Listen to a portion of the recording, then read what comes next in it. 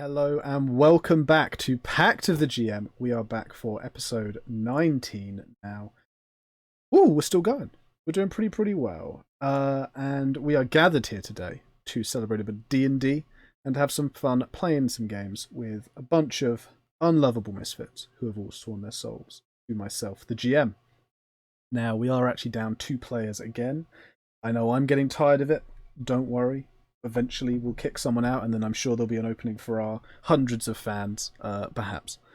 We are missing Jensen. He's in Wales for some reason. No one knows why, but eventually we'll probably figure it out. And we're also missing the fantastic Travis Willingham. Unfortunately, I heard that he was attacked by a gang of clowns who wanted him to fully appreciate Rick and Morty, but he refused because he's actually a fan of Community. We obviously support him in this troubling time. Community is the superior show, but it does mean he's missing this week. Still, we'll carry on without him, as we always do, and we're going to have a quick summary from Keth this week on what happened last week to get us all caught back up. So, Keth, over to you. Thank you. Thank you for that. So, last session, we started with a fight, although I don't really know much about it, but I know we won, so that's good. And then there was like a spooky river, and Geronimo like halfway died when he stepped into it. And we got a sample, and the sample tastes like river water with dirt in it. After said fight, we met up with Lord Anjakovin on the way back to the manor. They were told there was a hunter looking for a great black white stag, and it was our favorite hunter, Reginald D. Martins, that found them and come to claim his prize. So Geronimo, he split from the group and ran towards the can't talk.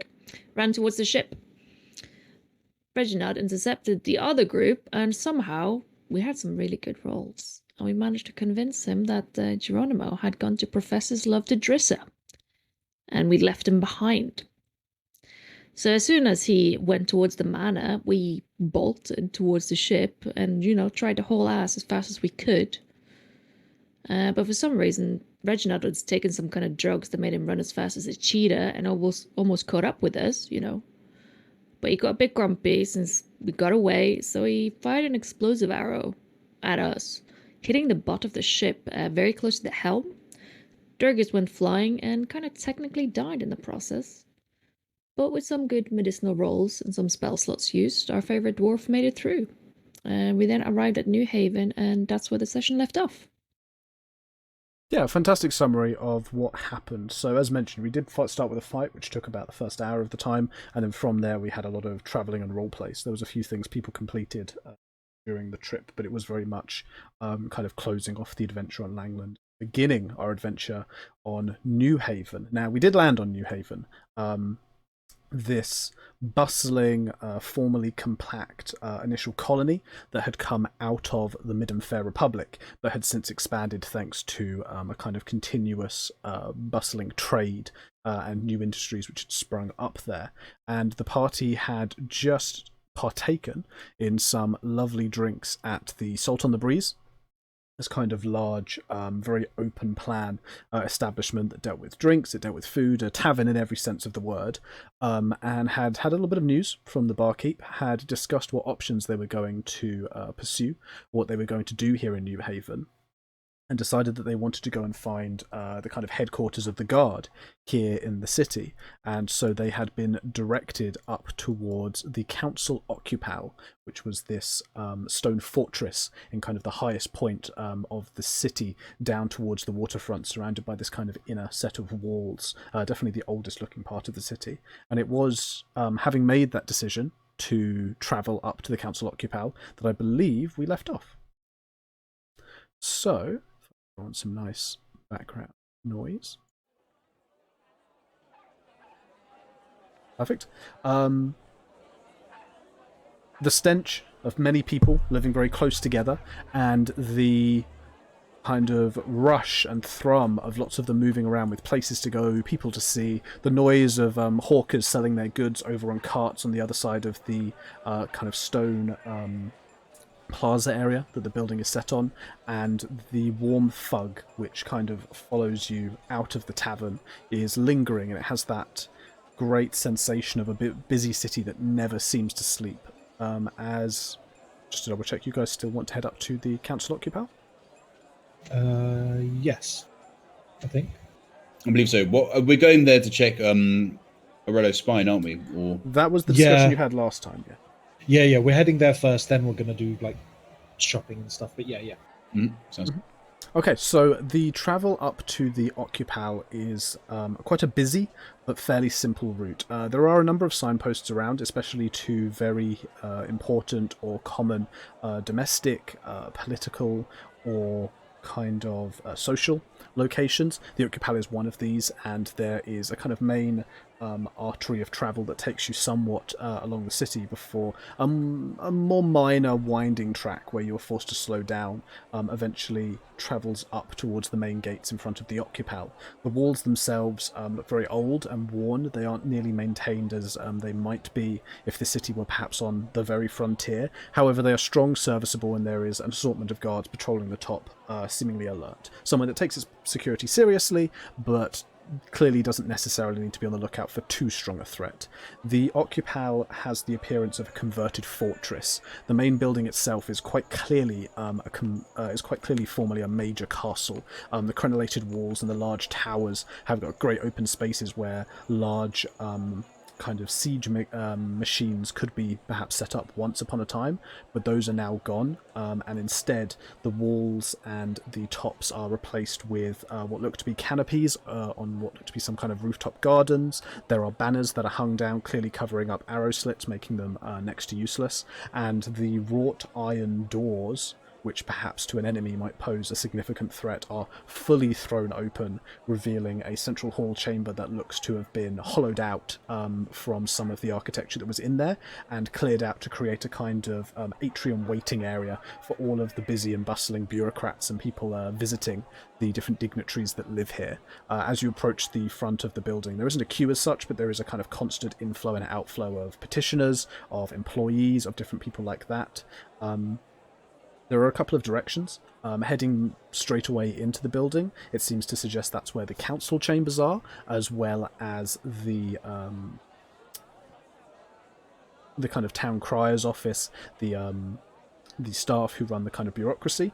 To one side, there is a label that indicates the direction of the local bank.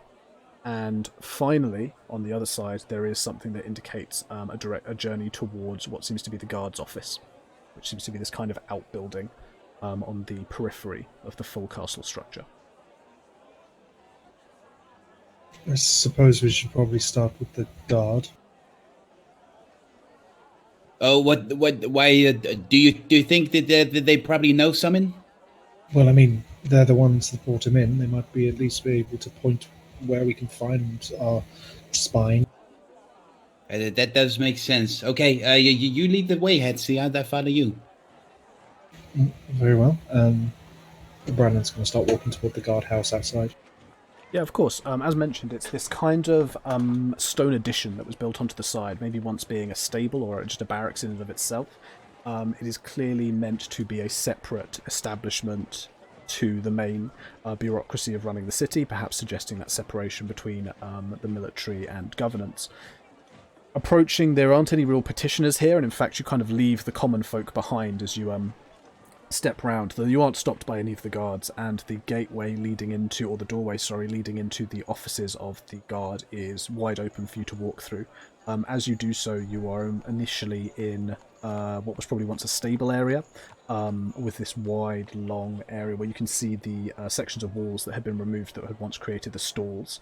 A couple of desks are set up. Most are filled with people writing out on parchment. There are just stacks and stacks of the stuff, as well as what look to be money bags, perhaps for paying wages, and things like that. Though around the middle, there are a few clerks who look slightly less absorbed in your work, and as you approach, one of them looks up to you and waves a hand for you as a party to step forwards.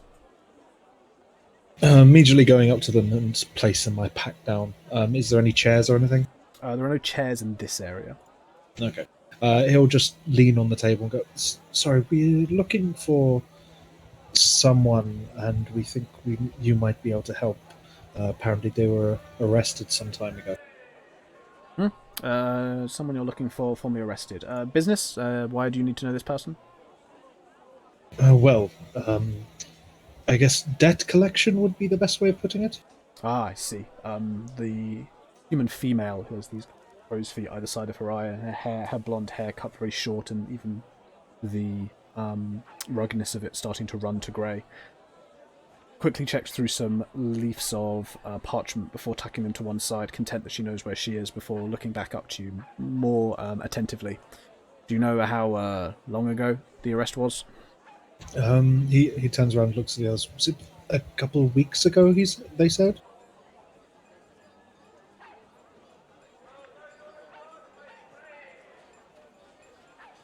I believe that was the case, yes. Yeah, it must have been a couple of weeks ago. It would have happened at the Salt on the Breeze, Mr. Spine. Some helpful information. One moment. And at that, she stands up and turns to make her way over to one of the walls, which is filled with a number of shelves, where labelled boxes, mostly with what looks to be numerals scratched onto them, have been set up. She begins digging through some of them before pulling one of the boxes out and returning to her seat before she opens up the top, and you can see a number of organised sheets of parchment which have been folded over and neatly tucked in at different intervals have been placed. You said Salt on the Breeze? Yes, some kind of ruckus going on outside. Ruckus, a couple of weeks ago. She begins flicking through some of the parchments and sheets. What was the name again? Spine. What was the first name? Orello. Talk to the Orello. Let's see. Would Geronimo remember the fake name that he gave? There was a different name he went by when we came out. Yeah, I was under the impression, but I couldn't remember. I know that he joined the charter with a different name, or at least the...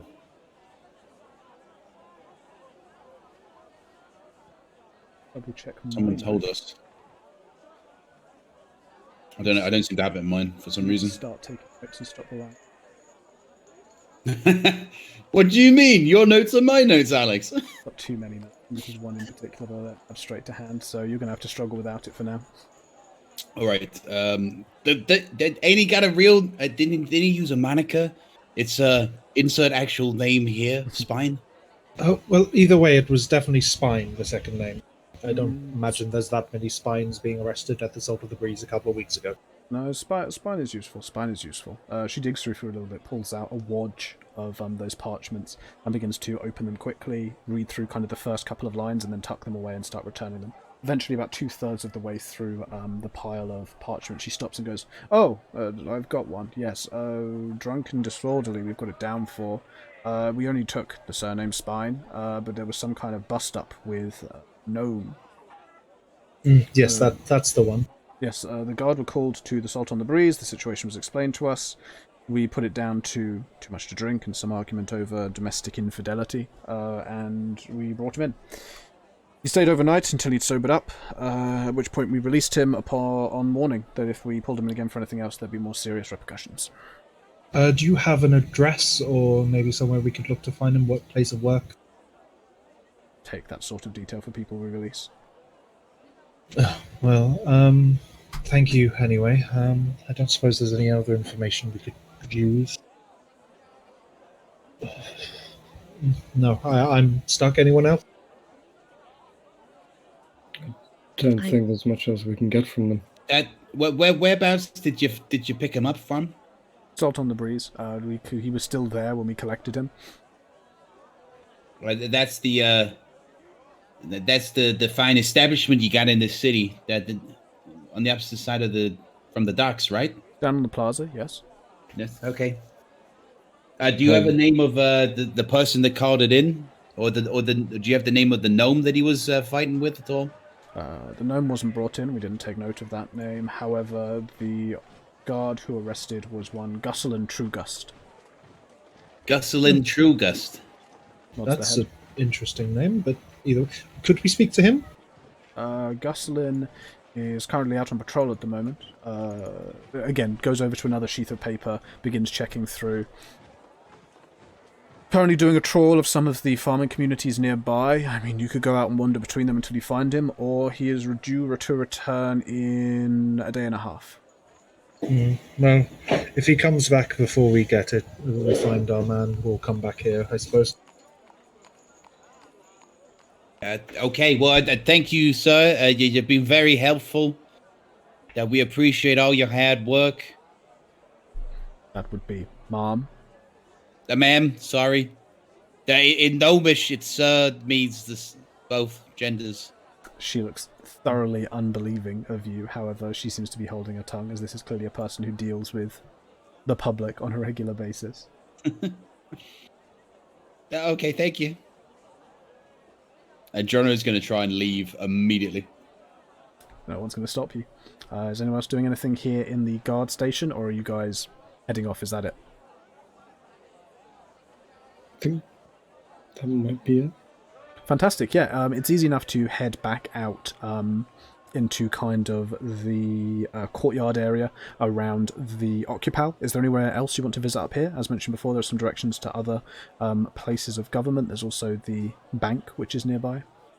Well, I mean, John kind of looks to the others and goes, is there anything else we wanted to do here? Or I thought we could go to the Salt on the Breeze and talk to maybe somebody that kind of remembers where that guy's from. I mean, the main thing is we've got to find him, ain't it? Well, we asked the barman, and they don't know. And the only other person we could ask was his gnome missus, but she won't be there till the evening. She is a lady of the night, as we were told. Yeah, I suppose we just got to go back there and wait for the evening, surely. Yes, I've got a few things I can do in town while we wait, but I mean, if you just want to wait there, that's fine. Well, I was thinking that Hatsy, I could come with you, and maybe we might find some people that may have heard some things. Maybe talk to the fine owners of the establishments that, if you want to go do a bit of shopping, then we can talk to those people and be like, hey, do you know this dwarf that starts fights and maybe sleeps with people's wives and stuff like that? I mean, might be worth a try. Sure, we can ask around. Okay. That would lead on. Let's go do some shopping then. In that case, Brandon's going to start heading towards Bolly's, I think it was. Yep. Wait, what was... No, the Ironmongers was the other one. So yeah, Bolly's. Bolly's Bits and Bombs. Yeah, absolutely. Yeah. Okay. The journey through the town is a little bit faster as you're heading away from the Occupal. You're travelling slightly downhill, and additionally it seems that there are a greater number of people moving towards the kind of heart of the town. The sounds and the smells continue to assault your senses, particularly as you start to pick across some of the smaller streets and alleyways that take you between the tall houses and places of business. You note as you're stepping out through the gates, there is no security to stop you, and in fact you aren't hampered in any way as you head out to the junction just on the outside of the gates where Bolly's is located. But as you do step outside of the city, there is a noticeable change in the firstly wealth of the area, but additionally the purpose, and as well as just the buildings in general. Within the city, the buildings appear a lot older, a little bit grander. There's far more stone. There's a lot more businesses, shop fronts and things like that, and the apartments above those appear to be far more affluent, as well as the people moving between them.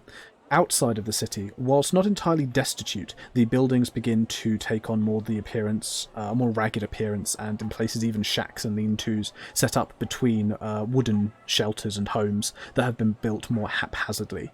Additionally, houses no longer are just storefronts, but whole buildings seem to be shops, and likely also the homes of the proprietors as well. There's a definite higher cost of living and higher wealth within the city walls than outside of them.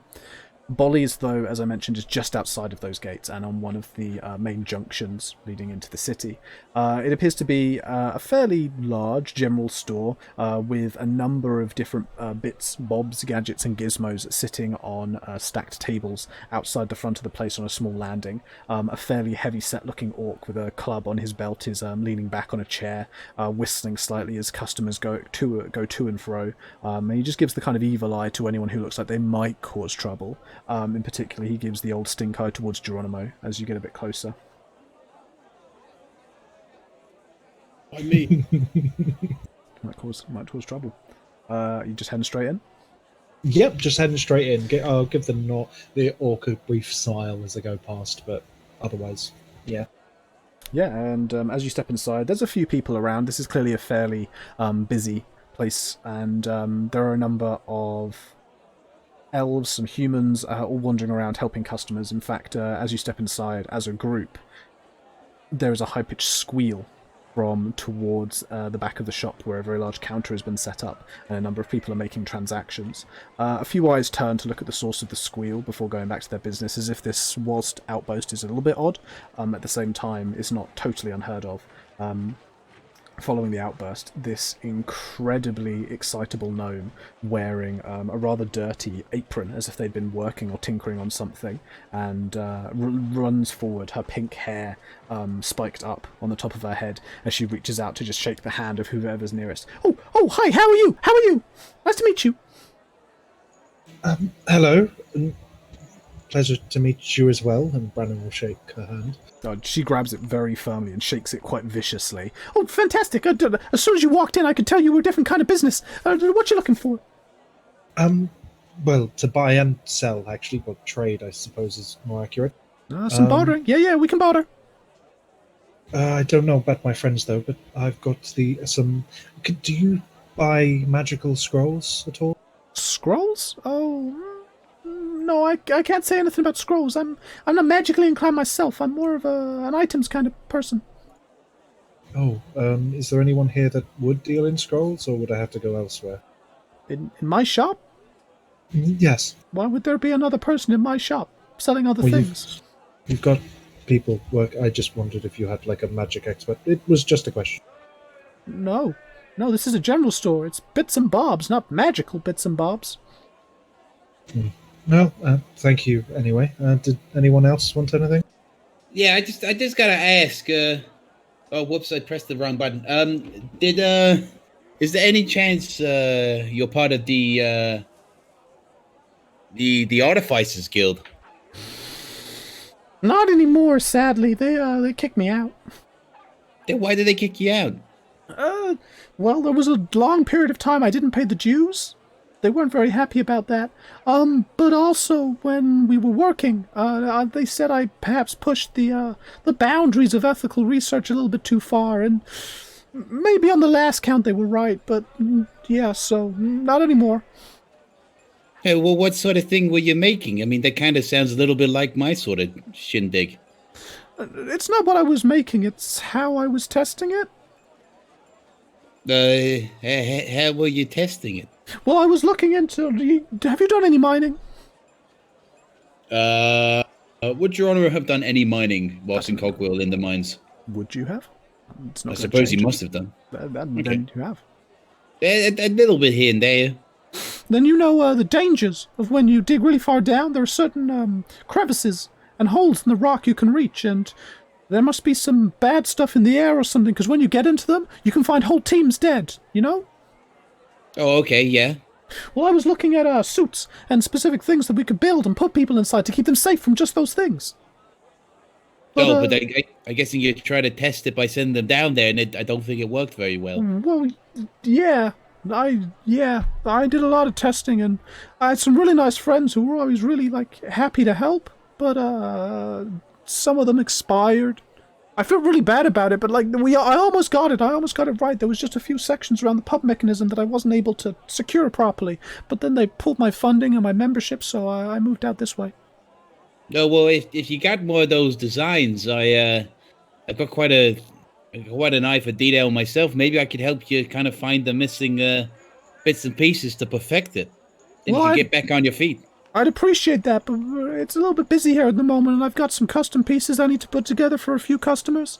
But if you want to, we could go for a drink afterwards, and I could bring my designs. Okay. Well, hey, seeing as I could do this for you, you ain't heard of a guy called by the last name of Spine, do you? The dwarf kind of tends to do dirty things with other people's mistresses. Oh, I don't know nothing about that, but I think Finfina was going on about him at some point. Finfino? Finfina, sorry. It's all right. Yeah, she's one of the girls that works down at the Salt on the Breeze. We met a few weeks ago. She's real nice. Oh, yeah? What was your name again? Mine? Yeah. Barley. Barley? Yeah, like the shop. Barley's Bits and Bobs. Oh, yeah, okay, that does make sense. Barley's Bits and Bobs. Okay, well, hey, thank you, Bali. I appreciate that, but I think we're heading down to the Solving the Breeze a little bit later. So if you're there, I can take a look and help you out. Yeah, I can come down a bit later after the shop's closed and I've had some dinner. Sure. Well, fantastic. But are you going to buy anything? Jeremy's gonna look around. What sort of things would he see? It's a general store, dude. Like your kind of basic gear that you would need for your house, or perhaps for a little bit of light traveling out across, some of the fields and forests around. There's some tents. There's some kind of traveler's clothes, a couple of extra backpacks. Nothing special. Jeremy's gonna look around at it and go, yeah, well, I kind of got a lot of this stuff in here already, so I think I'm good. But hey, you know what? I'm happy to help a fella gnome out, so I'm definitely keen to see you another time. Later. Yeah, that sounds good. Okay, I'll see you at the Soul on the Breeze later. Okay.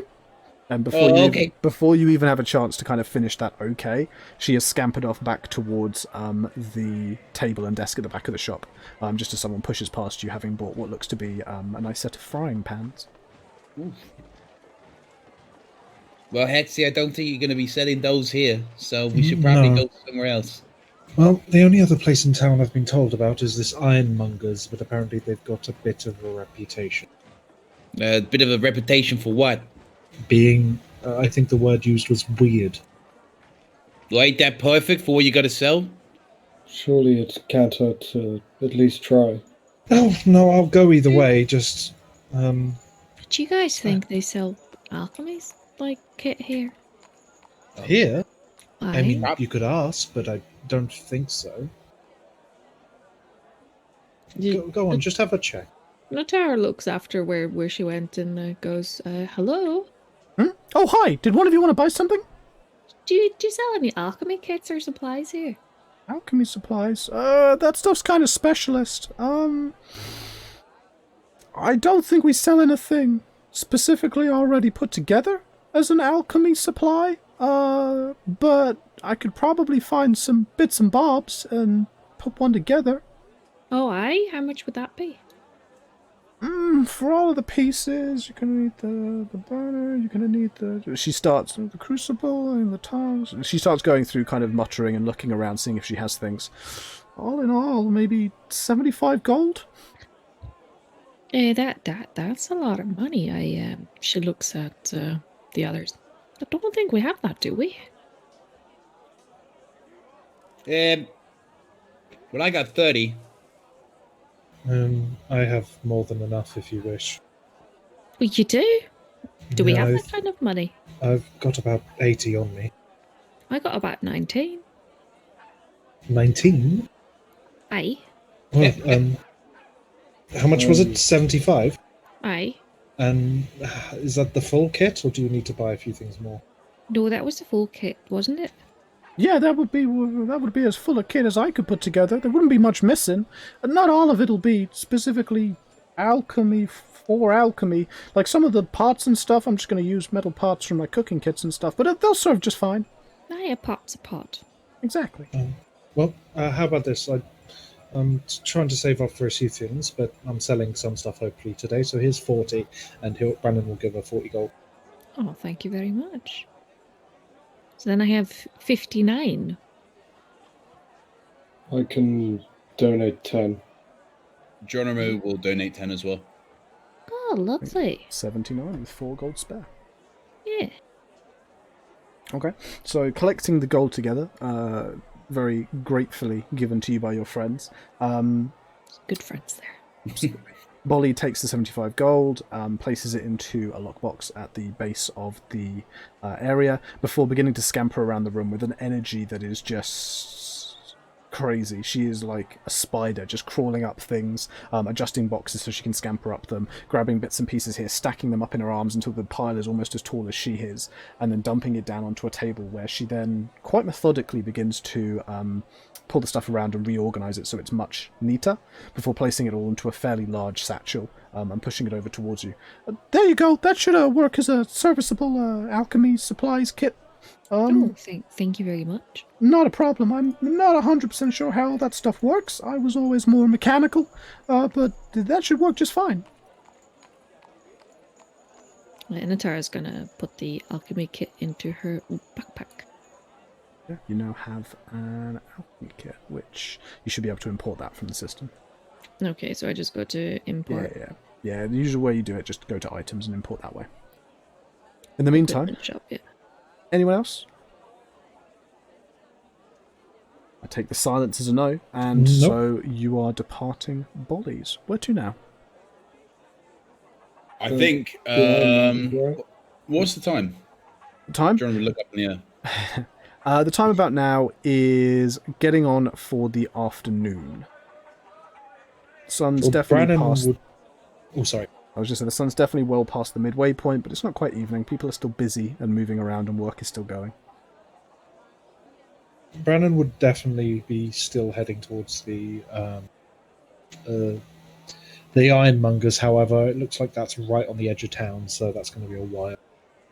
It's a little bit of a journey. It'll take you right to the edge of town, that's for sure. Yeah, Geronimo's gonna be looking to the others and goes. So we got to get back to the Salt and the Breeze for sort of the kind of nighttime, evening time, but we don't want to be too late. Do you think we could head to the Ironmongers and get back there? I heard it's quite on the edge of town. I'm sure we'll have time if we get moving now. Okay, well, let's get moving then. Okay, and so off you go.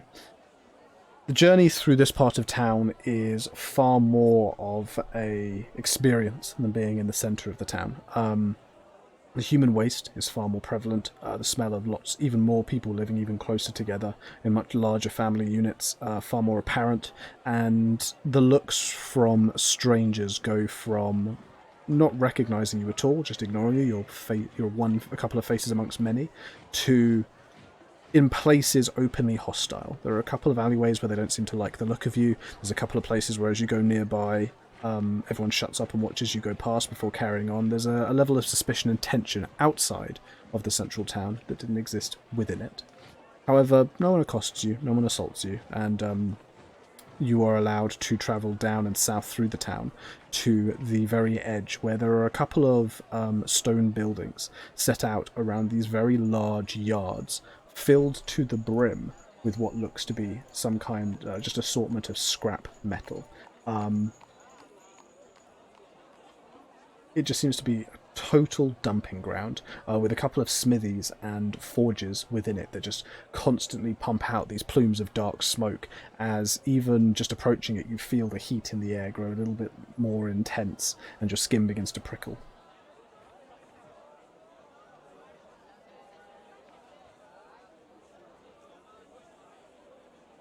Geronimo's gonna try to peer around and go, kind of feel like I got it, there's tetanus in the air.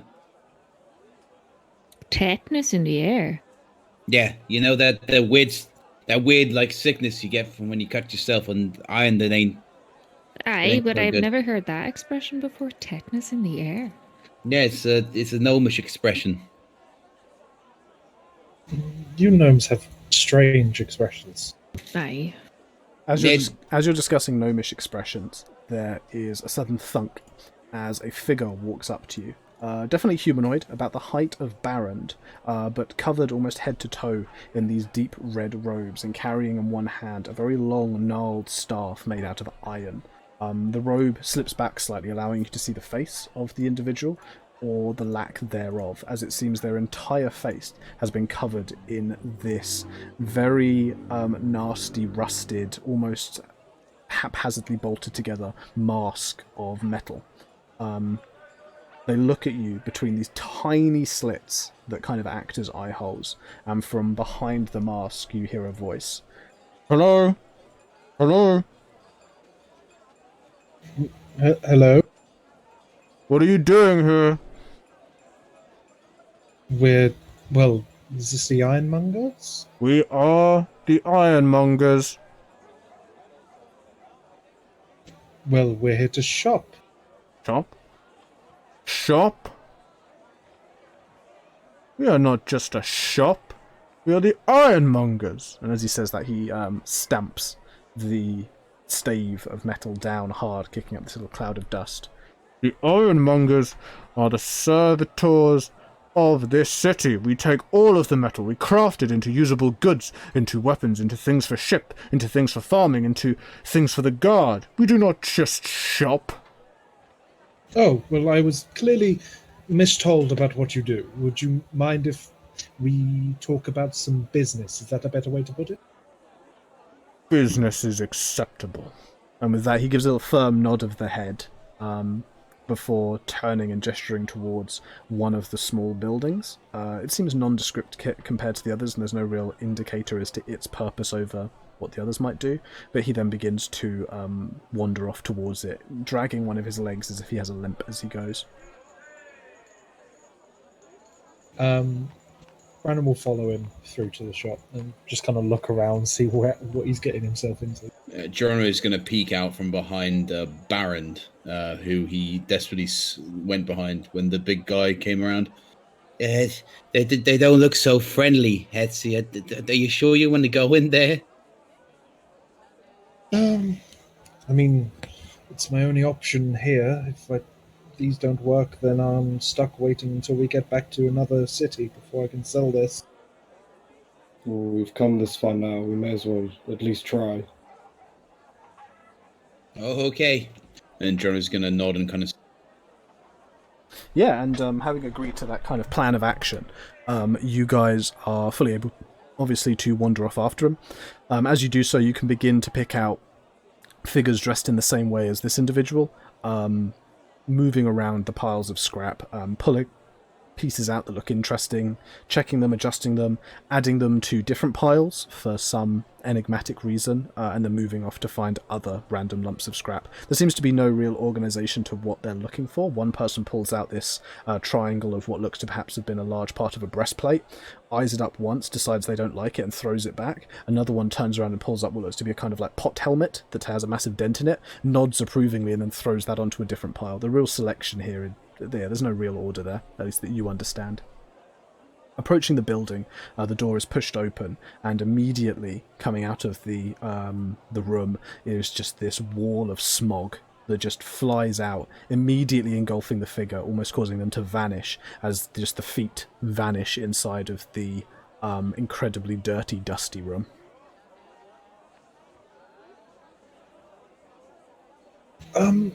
Well, I won't take too much of your time, but I don't think I am in the right place, but I'm looking to sell some magical scrolls, but I'm starting to think maybe this was a silly idea. The figure, well, you can't see the figure anymore as they slowly move around the room that they've just stepped into.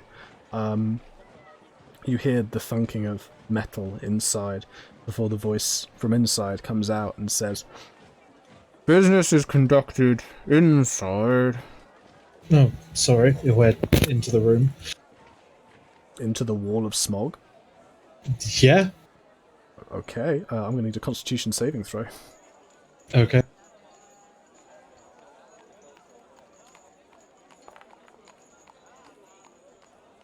$15.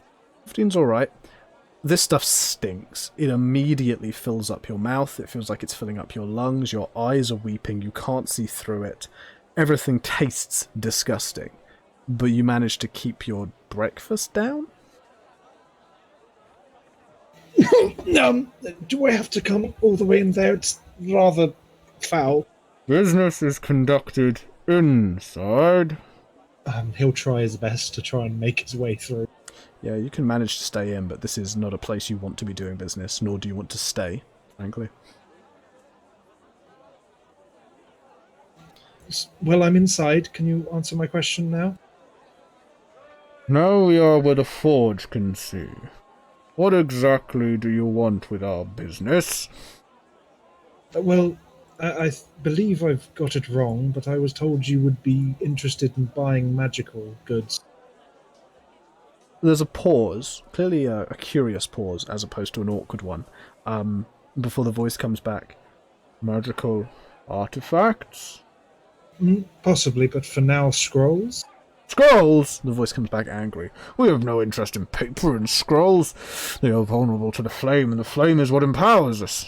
No, we have no interest in scrolls. Artifacts, items of metal, wrought iron, enchanted by the ancients. Those are the artifacts we are interested. Right, then clearly I was informed wrong. I suppose I'll leave you to it. As you're And leaving. he's just going to make us leave. Yeah, you can. As Brannon kind of bursts forth from the smog, his clothes already dirtied and covered in soot from that short amount of time spent indoors. From behind him, you can hear a voice bellowing afterwards, "Wasting the damn time with the ironmongers! Deal with scrolls, deal with books. What use have we for paper? What have use have we for any of those magics conjured by wizards?" Just this list of expletives and curses against your kind for wasting time.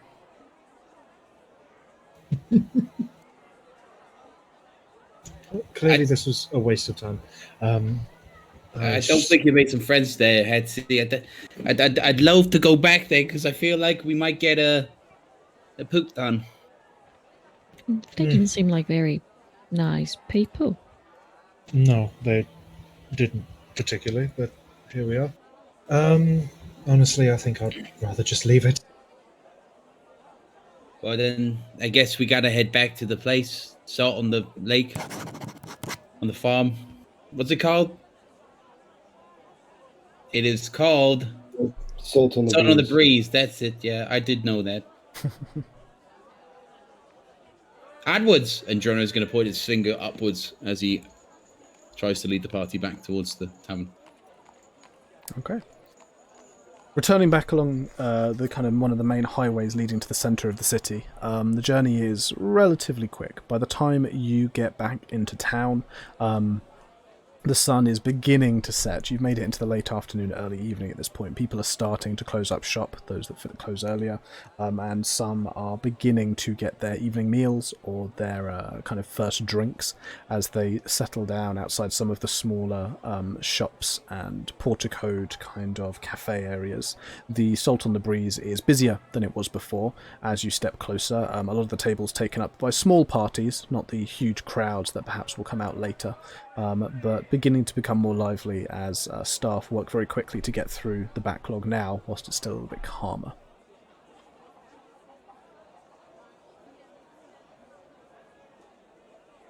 Okay, so Hetzi, what was the lady we had to speak to again? Gnomish woman. Her name escapes me at the moment, but she's supposed to work upstairs here, but just at night. Jerome's going to look around to see if Bolly was about. It seems that Bolly isn't here yet. Her shop perhaps closing later, but certainly at the time you arrive, no sign of her. What was the name of the lady of the night that we had to find? Sorry, I just didn't actually write it down. You need to start taking actual. No, I didn't. Was that Finfina or was that someone else? Well, are you looking for Fenfina, or are you looking for the one that you were told about by the tavern owner? Are they two different ones? You weren't told the name of Fenfina before. Fenfina was a new name that you discovered when talking to Bolly. Bolly Fimfina. Oh, by the way, I found the name for Orello's new name. It was Marva Spine. Okay, we'll look for Fimfina then. Jonah's going to look at the others and goes, there was well, that Bali gave the name of that gnome. I imagine there's probably not more than one gnome lady of the evening here. Okay, so how are you going to go about finding them? Geronimo is gonna, like a sleuth, he's gonna walk around, head upstairs, and kind of like peer around and see if he can see any gnomes just hanging about. Sure. Give me investigation, or no, just give me perception for that one. Is anyone else going to do some looking around, or are you guys just going to stand like lemons and watch them do it? Stand like lemons and watch them do it. I'll look around as well. I'll look around as well. Okay. Perception, did you say? Yeah, perception from the three of you then, if you're going to go for a look around. People watching. Yeah. Double 7. All the sevens. That's an 18. That's a 9. Okay. Actually, even with the 9, so 22. I mean, definitely with the 22. No, all of you can do this. This isn't a particularly difficult woman to find. You begin to make your way around the tavern and notice that certain sections are clearly more VIP, shall we say, than others, or at least have an intention to go to particular patrons or the like. One corner in particular has a label above the top of it that reads The Wolves, and as you get closer you kind of peer around a curtain that's only pulled half to, and see a small selection of people sitting around with their feet up. They seem to be cheering and having a little drink together, and sitting almost at the head of this table, which is set into the alcove, there is a frankly remarkable looking gnome with long white hair, shaved on one side but the rest of it thrown backwards. She kind of almost lounges back with her feet up as she holds up this stein almost as big as her head and clashes it with someone next to her.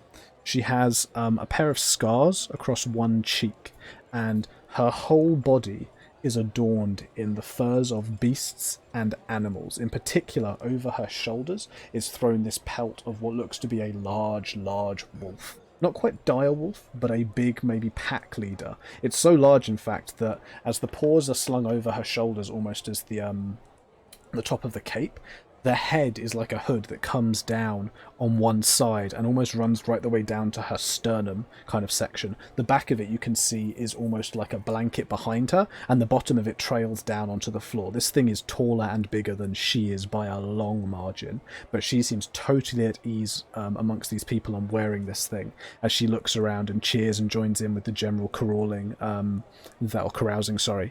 the others are doing. And sitting by her foot, standing on its head, is this great hammer, again almost as big as she is.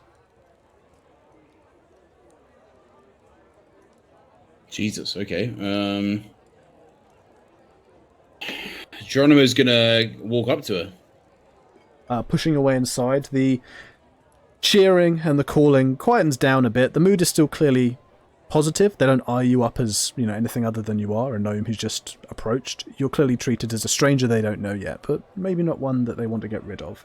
As you get closer, the group look you up and down before the gnome places her stein down on the table, lets one hand rest on the pommel of the hammer, and places her other hand under her chin. So, who are you then? Hey there, my name's Toast. I was just wondering, are you the lady called Femfina?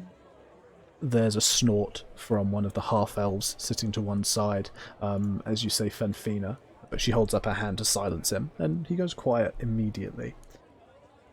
Fenfina, don't go by that name here, friend. You can call me... Oh, sorry. You can call me Fenris. Oh, Fenris, that's a very terrifying name. She snorts and throws her head back in a guffaw before leaning forwards, grabbing up her drink and taking another big sip. If you say so, but if you knew to call me Fenris, maybe you'd be more afraid. Now, what is it you want? You're spoiling the night of the wolves. Oh, what happens on the night of the wolves? She looks around at the people around her. We get pissed, we have a laugh, and maybe we go out killing. What's it to you? Oh, sounds like the perfect tradition, but I just had just one thing, if I could ask you something. We're me and my friends here, we're looking for somebody you may have gotten a fight with. His name's Marva Spine, dwarf, bit of an asshole. Oh, no, that weren't me. Well, I did get into a fight with him, but not after he got into his ruckus with that girl of his. Oh, what's the name of the girl of his? Not entirely sure. She works upstairs. At least now she does. She'd only just turned up when they got in their fight. Oh, well, what does she look like, if you don't mind me asking, so I can find her and leave you to your Night of the Wolves, almighty Fenris? She smiles as you say that, clearly not taking what you've said that seriously, seeing the humour in it, but accepting it nonetheless. Short, for a gnome like us. Thin-like, though. Kind of pretty. Got really nice hazel eyes, and her hair, she does it in ringlets. She nods her head as if approving. No, That sounds very nice. Okay, well, and what did you do to Marva's spine? Did you kick the shit out of him? So I broke his nose. Oh, perfect. Do you know him very well? No, Or was it just he turned up on the day, but he was spewing some shit whilst he was being arrested that spines should be respected. At that, everyone around her laughs and she joins in. But no one just demands respect here. you gotta earn it? Yeah, just like my friend Smalsy over here. He's so big and strong. He always earns respect. Ain't Yeah. that right, Smalsy? I suppose so. Yeah? What's your latest kill then? Moorbounder. Moorbounder. She kind of pauses at that, appreciating what you've just said. That's not so small a hunt. Not so small a prey. What about that other thing that we killed? You got the horn for it. Some sort of creature. And he kind of ruffles around the trophies that he has hanging from himself, grabbing a hold of them. What is it exactly he had? Let me just double check. He didn't grab anything from that, I don't think. Didn't we take a horn from the thing that like The literally manticore. exploded? Yeah, the No, manticore. Yeah. Natara has it. Yeah, I don't have the trophy for it, but Manticore as well. Oh, yeah, you mean these? Natara pulls out some 4 manticore spines. Yes, those things. There's a pause again as she looks up and appreciates the spine for a moment.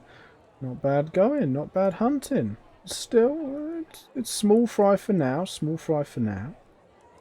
And as she says that, she reaches underneath the kind of bench she's sitting on, moving aside the great wolf pelt, and pulls out from underneath the kind of solid wood this great, wide, almost hammerhead piece of bone. It looks like kind of like a skull plate or something, which she turns up on one end and holds up so you can see it quite clearly. No idea what it came from. Thing just crawled out from up the hills. But we found it, we slew it, and I got this off its face.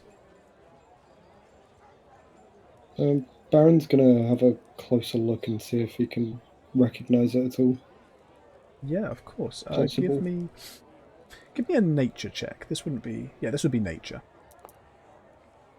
That Would is Natara? 13. Natara can also make a nature check. It's a shame it's not the nat 20. That would have been so good. Yeah, too Would many have of been those. pretty good. Too many of those last week. You don't get any more. 9. Don't know shit. Yeah, 9's not going to do it. A 13. It's unique. You can say that at least, both of you. Baron, you have heard of creatures that have these kind of skull plates like this. It's difficult to say with exact certainty what this creature is, but there are definitely stories of these huge, kind of leathery beasts with hooves that had these large, broad skull plates that would run into each other and basically joust. They are considered a good omen when found in the wild, and their skull plates are quite revered trophies. They're not, otherworldly. There's no kind of arcane or magical or sorcery craziness here, but certainly they are considered to be very rare, desired items, especially amongst your tribe members. No one in your tribe had ever managed to get one, but someone claimed to have seen one time when they were travelling. Yeah, Baron would kind of look towards it, scratching at his chin.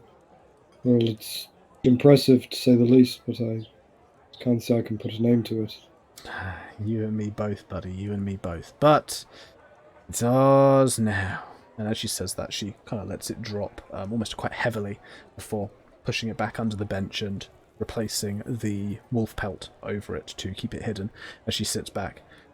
Anything else you bunch of folk want to talk about, or can we get back to our drinking?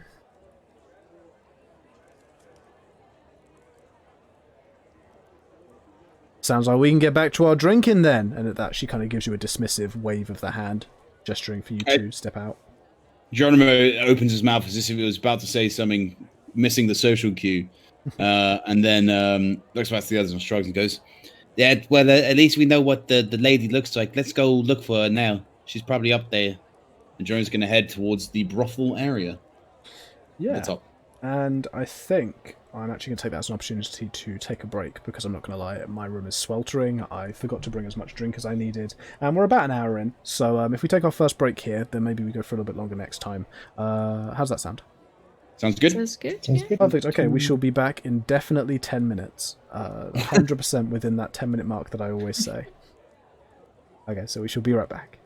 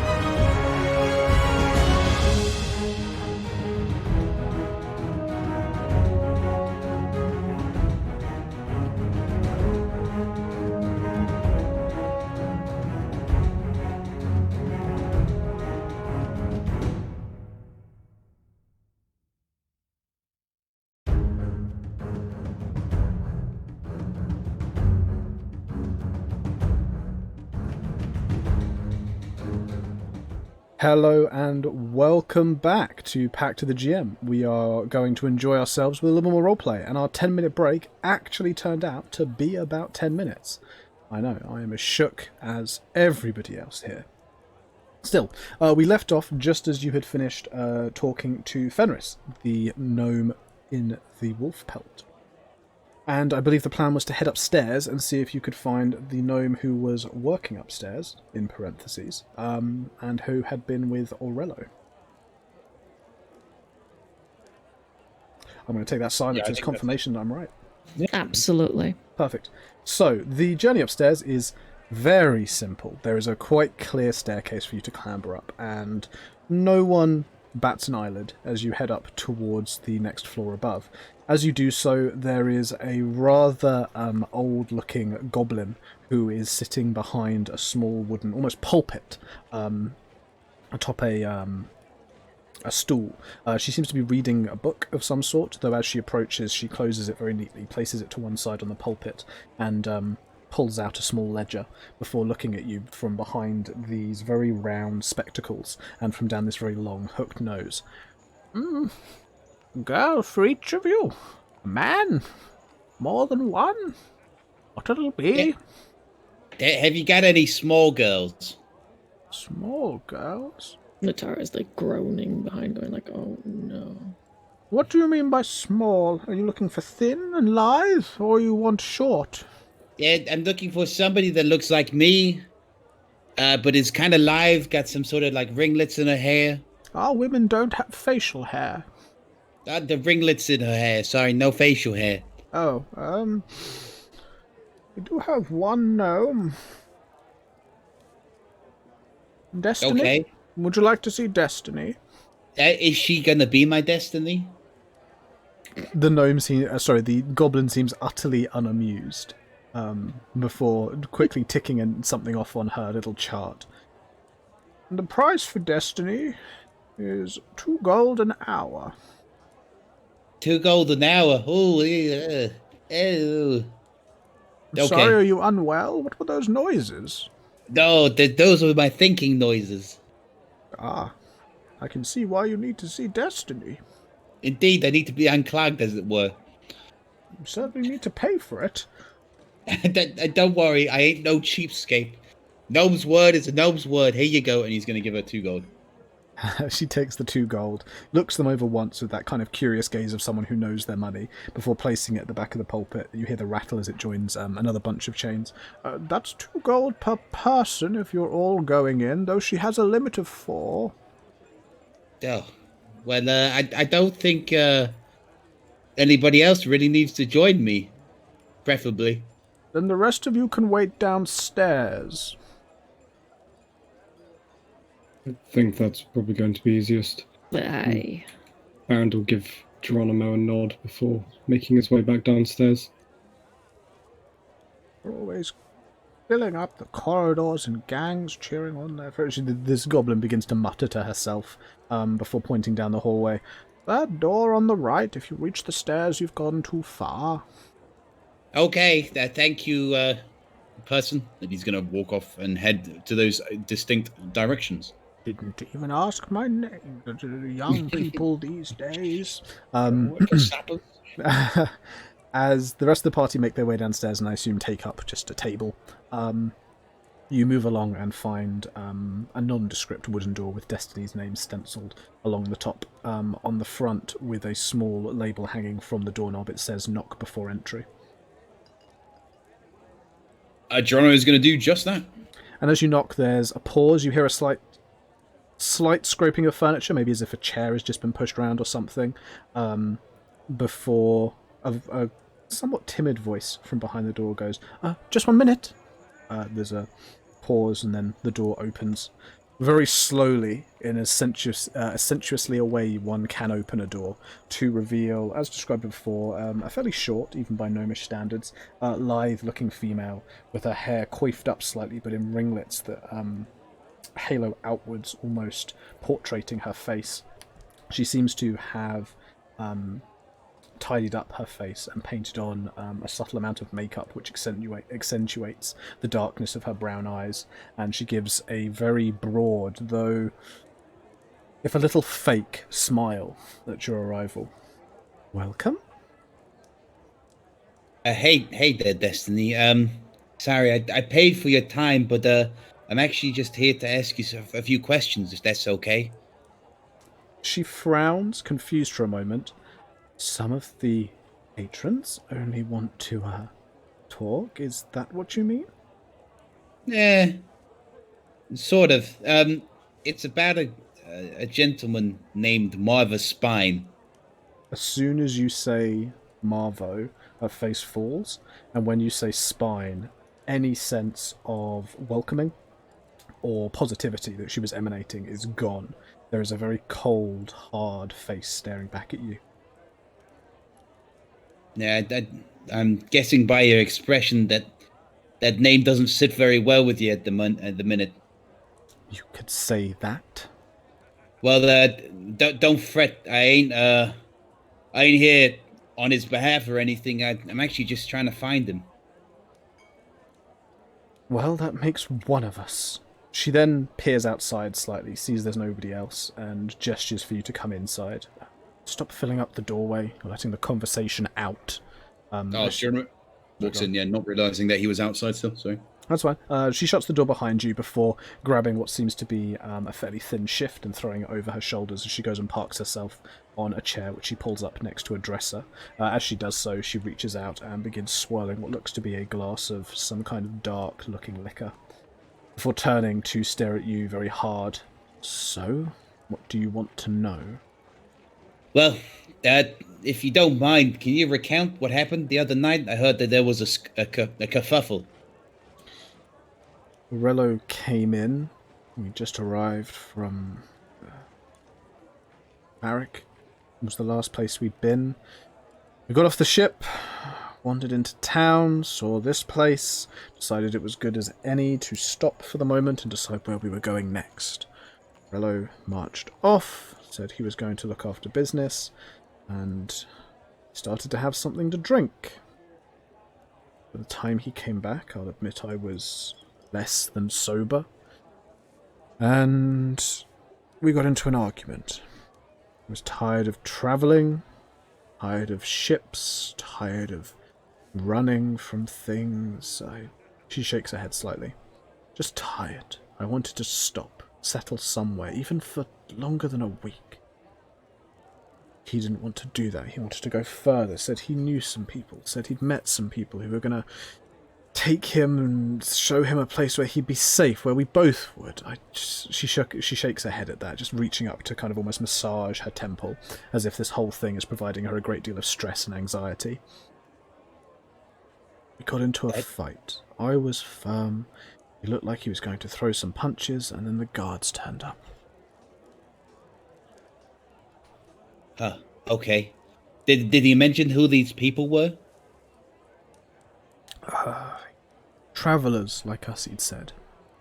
He'd been around the area, picking up recruits. He used the word recruits, that always a red flag. But that they had some kind of mission. They were going to make a safe place that would be part of a family. She shakes her head slightly, and as she does so, you watch as the eyes droop just a little bit, and you, looking around, you can pick up that actually the bottle that she's drinking from is quite empty. She is either very tired, or she is so very, very, very drunk she is beyond the point of it kind of showing. She's at that body shutdown stage. Geronimo notices that and kind of walks over to her to kind of like just pat her arm, like in a friendly manner. As you stand up and approach, she looks at you waringly, and as you try and reach out to pat her, she actually flinches slightly and holds up a hand. Please don't. Said she wanted to ask questions. Oh, I was just going to give you a comforting pat, but okay, I'll back off. And he backs off. Yes. She goes back to swirling her drink in her hand and watching it. So noting that she has at least enough to kind of respond to him getting up and moving that way, he kind of feels like, his questioning could continue. He nods and goes, I think you dodged the bullet there, if I can say so, Destiny, because the people that he's talking to sounds like some people that I might know, some bad people. dangerous people, especially if they're recruiting. But I'm guessing this was a little while ago. I heard that this happened maybe a couple of weeks. About that. After the fight, I didn't really know where to go. The tabaxi behind the bar said I could have a room for the night and put me down in the basement. And then I got talking to some of the girls that worked here. They said the money was okay, security was friendly enough, patrons weren't too bad. She shrugged slightly. Good as work as any. Fair enough. You wouldn't happen to remember where Orello is staying, do you? No. Remember where he's staying. After the guards took him away, he hasn't been seen here since. I don't think security will let him in. Maybe they will. He certainly has some money. So you were both staying here, and so you have no idea where you might be now? Give me a persuasion check with advantage. Okie dokie. Come on, Geronimo. Give me the good stuff. You could do this. Persuasion with advantage. Yes, please. Oh, no, that's perception. Oh, That's fine. I'll take the roll. Just tell me what the modifier is. Persuasion. I mean, it's a +2, so that'd be 21, I guess. No, wait, hold on. Yeah, 21. Yeah, 21. Yeah. Okay. She pauses for a moment, thinks about you quite clearly as she eyes you up and down, before nodding her head slowly. He mentioned going westward. Said there was a grove somewhere, maybe southwest. Just north of the forest, he said, where he had spoken to the people who were interested in him. If he was still interested, he might have gone to see them there. Okay. That's a real good piece of information. Thank you, Destiny. It's not Destiny. Oh? No, it's Kaza. Oh my god, do I have to check my fucking notes now? Google Docs, let's go. Control F, search for it. Go. I want to check this isn't... Where is it? The name Kaza? Yeah, I'm trying to... No, you won't have known a Kaza yet. However, this is something you might recognise. Because as she says, it's Kaza, she kind of holds up a hand and goes, it's Kaza Fizzlepot. Yo! Yo, what? What? Yo, what? No way. Oh. No way. No way. Okay, Geronimo kind of like almost staggers. Like, did you say Fizzlepat? Yes. That's rather interesting because my name is Geronimo Fizzlepat. She kind of double takes at that for a moment, looks you up and down before going, you? Yeah, that's me.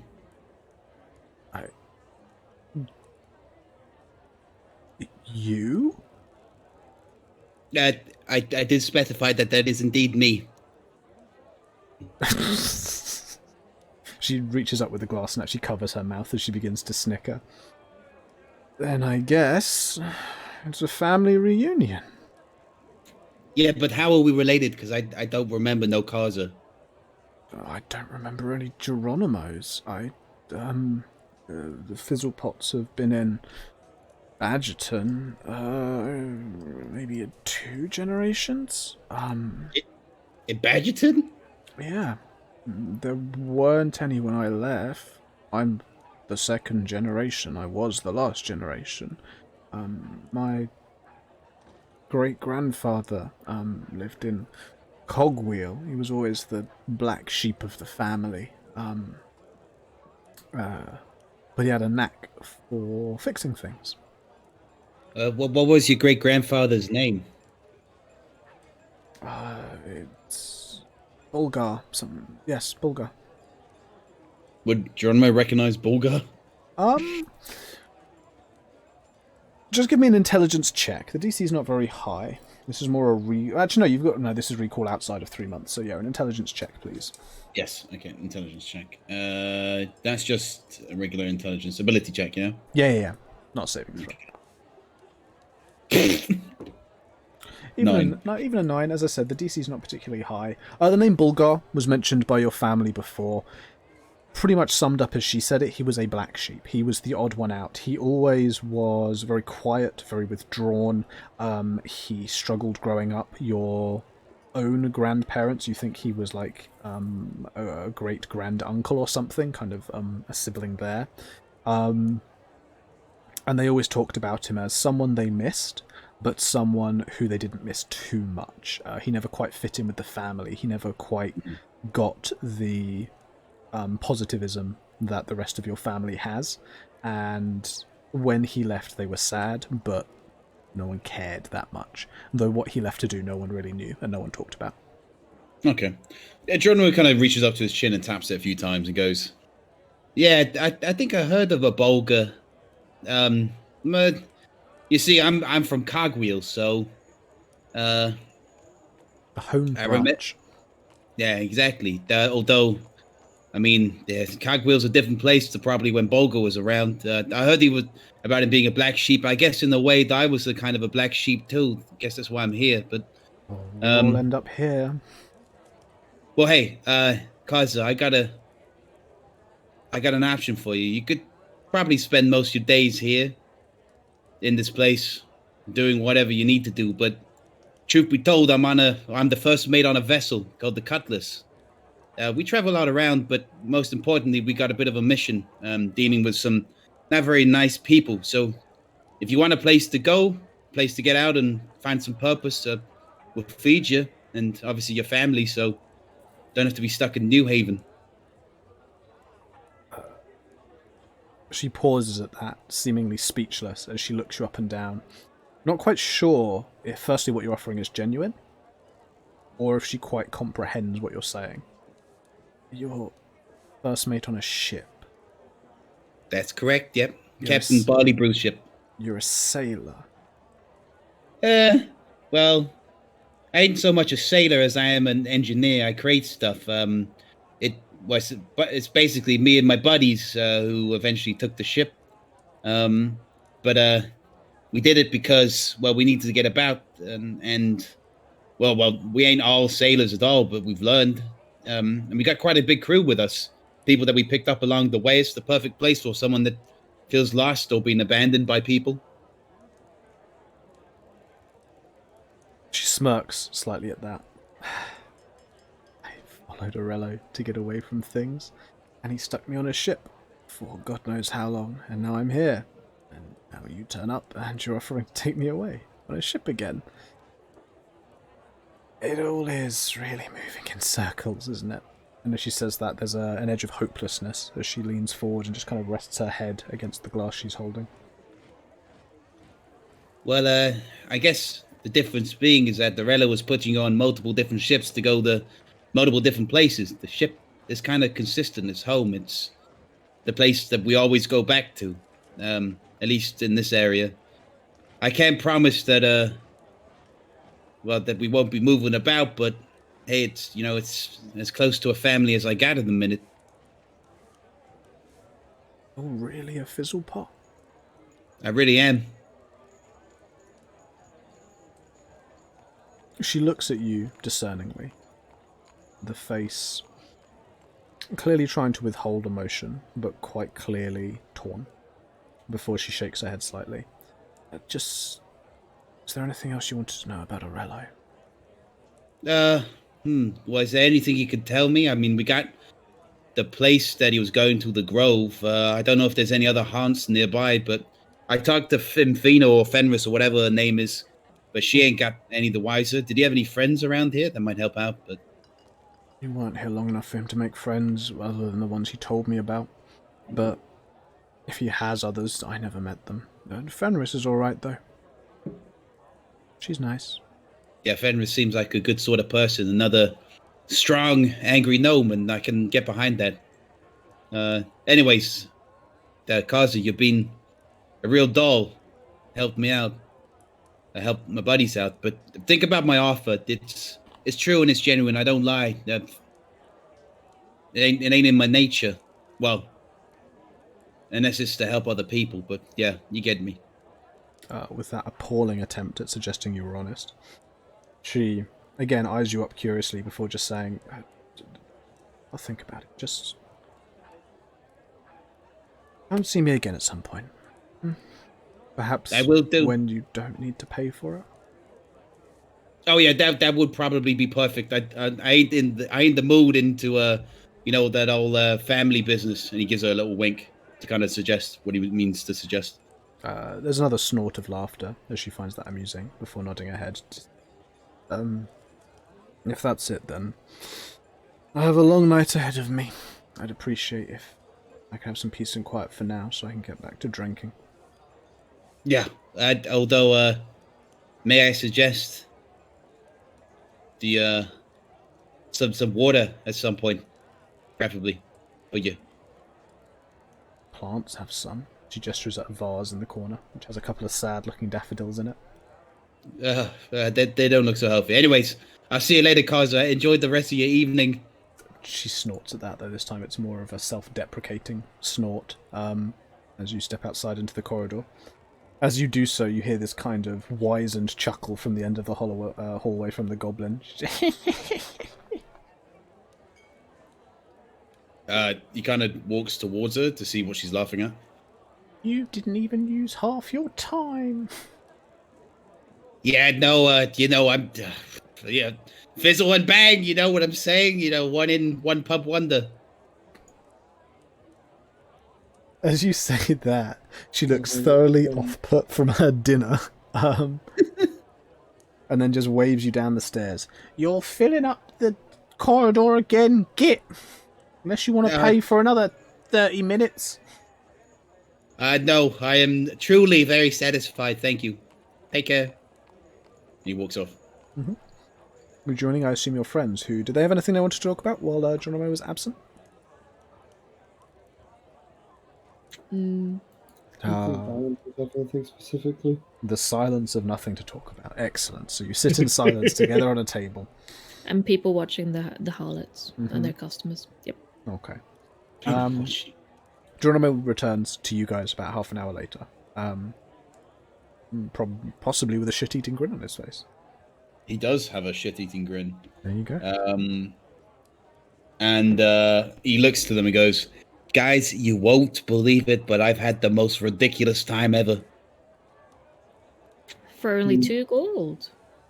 I know. Unbelievable. You won't believe it, but apparently she's related to me. Oh, wait. She's related? Yeah. Turns out she's a fizzlepot. I may or may with not... your cousin? No, I didn't do anything. I just went to talk to her. But it turns out she is one. I ain't that weird. I swear. I'm starting to judge you differently, if that's what you're into, but... I didn't do anything. Why are you bullying me? I got the information. Well, does she know where Orello's gone to? She gave some ideas. But first of all, I may or may not have offered a position on my ship. Because, gotta protect the family and all that. Well, that's fine. But yeah, she mentioned that, get this. Well, what does this sound like? That he met some strange people that wanted to recruit him, saying that they would have a family and they had the mission and everything. Who does that sound like? Well, obviously he's involved with Argo's lot. Yeah, that's what I thought. And apparently, there's some grove to the west of here that they were gonna meet at. Probably to burn it down. Oh, maybe something's involved, but I ain't got no clue where this grove exactly is. And Kaza, the lady upstairs, ain't exactly been around long enough to know. So we're gonna have to ask. Well, it's a lead at least. For sure. Sorry. No, I'm done. As you discuss the grove, there is a scratching sound as someone gets a little bit closer to you. It appears to be a rather sad-looking Kenku, wings tucked in front of them, almost in a supplicant manner. Their cap held between the two wings, as their narrow feathered features and the short stubby beak of the crow people darts between all of you. Excuse me. Yes? I couldn't help overhearing that you were looking into the grove. That we may or may not be interested in some sort of grove to the west of here? Listen, no one believes me, but there's something out there. What's out there? I don't know exactly, but I think children keep going missing out there. Oh, that's horrible. The Kenku nods its head very rapidly. I work at the creche just outside of town. We look after some of the orphan kids and stuff like that. What do you know where exactly the grove is? Because if you can show us, then we'll go check it out for you. It's a little southwest, just north of the woods. There's a route in there the children like to go in. They some of them come back and talk about it, but some of them don't come back, and none of the other staff want to look into it because there's so many other kids to help. What, the ones who came back, did they say anything? No, that's part of what's odd. Is they seem distant, harrowed almost, harrowed. That is very strange. We'll have to take a look at that. You might want to talk to some of the other kids. You said you got a creche nearby. Can you take us there? I don't know if it might be a bit late, but Yeah, maybe the Kenku looks tomorrow? outside and shakes their head slightly from him. It's a bit late. The children will be eating dinner by now, but tomorrow morning I can bring you over just before they go fishing. Sounds good to me. Just make your way to the south gate by sunrise, and I'll meet you there. Okay, we'll head there. The Kenku gives a little nod, reaches out just to shake someone's hand with both wings. Thank you for believing me. The guards won't listen. No one cares about orphan kids. That's horrible. And with that, the Kenku bows their head before turning to leave you back to your own conversation. Well, that was awfully convenient. Well, again, it's more information at least. Or at least a warning of what's awaiting us. Aye, very convenient. Did you know, several weeks ago, I was talking about children's stories, about what stories they were telling, and it seems like we walked right into one.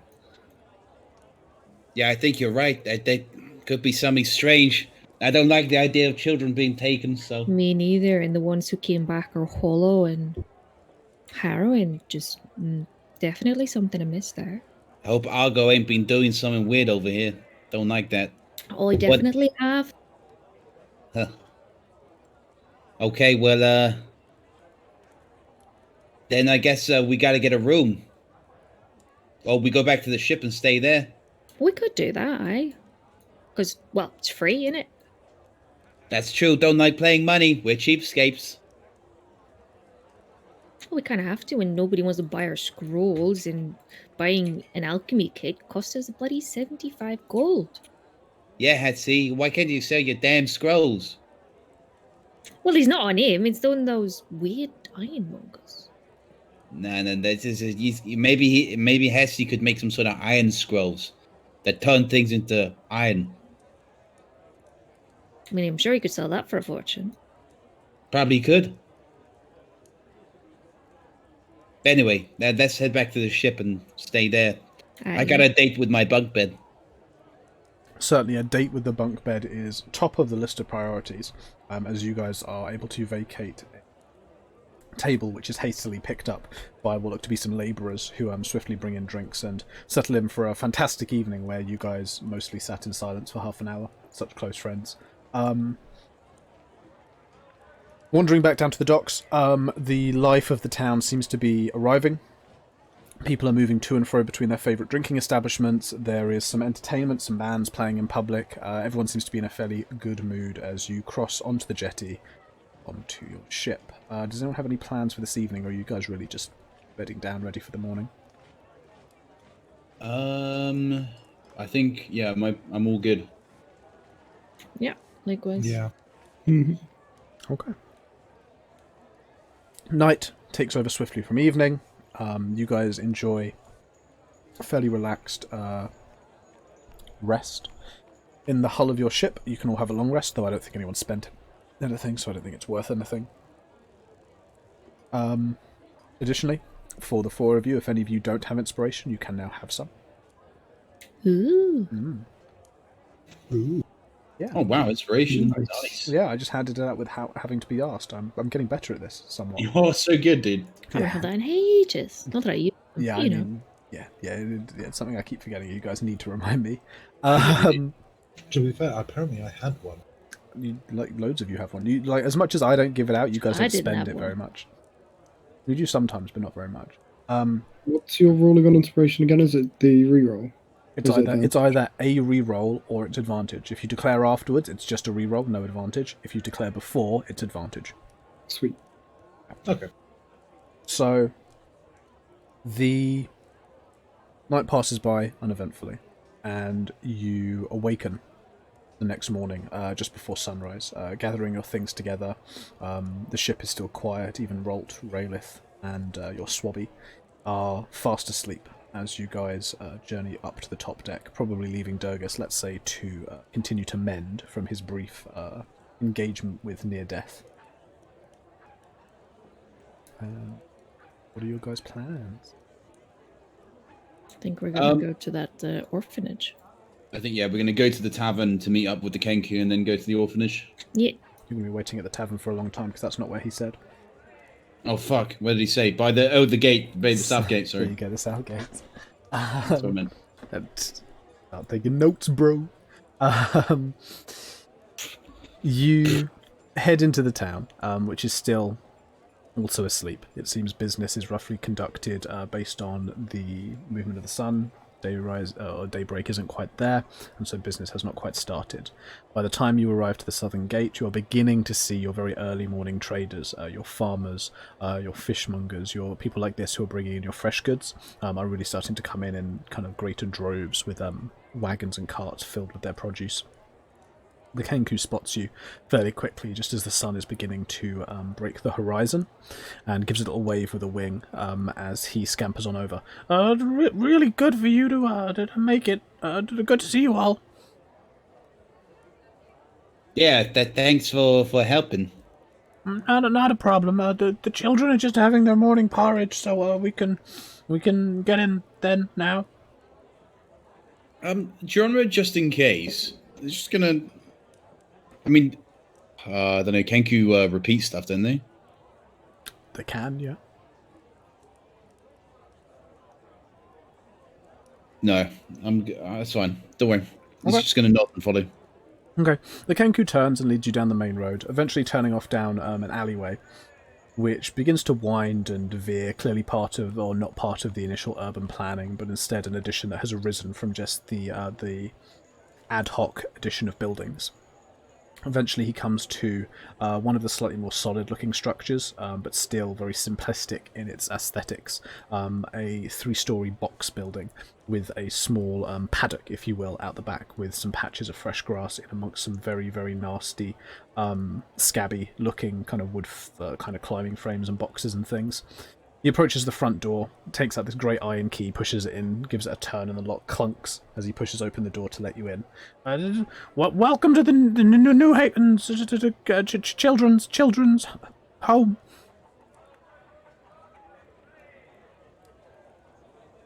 Oh, thank you. Geronimo's gonna look around. Does it look clean? Not really. It's not dirty in the sense that people have been allowed to make a mess in places, but it's very dusty. It's more not looked after or understaffed as opposed to just dirty. Coming from one side, you can hear the sounds of plates and bowls rattling together, and the Kenku steps inside of this very dimly lit corridor, gesturing for you to see the main dining room area, which is made up of a couple of long tables set against either wall, with benches in front of them and assortments of different children, varying in age from what looks to be perhaps 3 or 4 all the way up to 13, 14, sitting and eating porridge very quietly from out of bowls. As the Kenku appears and gestures, a few of them turn and give these kind of quiet little waves before going back to their porridge, as they seem to be relatively quiet, but it's a subdued quiet. And which are the ones that came back? If you take a look over that way, he points to one of the desks, in fact, right at the very end, where there are 3 children sitting slightly separately from everyone else. There's kind of a chair between them and the other people on their side of the room. There is one what looks to be a lizard folk. There is another that appears to be a human, and there's one that you think could be a dwarf or a gnome. You're not quite sure from this distance. They are sitting quite still, their food untouched, and they seem to be just staring towards the wall with this blank expression. Well, that Seem to be a little lost in thought. They don't eat, really. Haven't eaten for a day and a half. Well, this will be 2 days now, this breakfast. I'm guessing that was when they returned. There's a nod of the Kenku's head as it nervously looks between the other children. One of them's raised their hand, and the Kenku wanders over, and you faintly hear it squawking. You think the child is saying they have some kind of issue in their bedroom, and the Kenku's nodding their head very slowly. Well, we'll get up and see that in just a minute. I have some friends here to help with the others, so we'll do that after breakfast. And the child nods their head and goes back to their porridge as the Kenku returns. So who's good with speaking to children, especially ones that seem to be possessed? I'll be honest, children are not my forte. I'd say maybe Geronimo would be the best one. You do seem to have a more flamboyant personality that children might like. Aye, and well, no offense or anything, but children, they do find it easier to speak to someone on their level, like height level. Are you trying to say that I'm infantile and I'm short?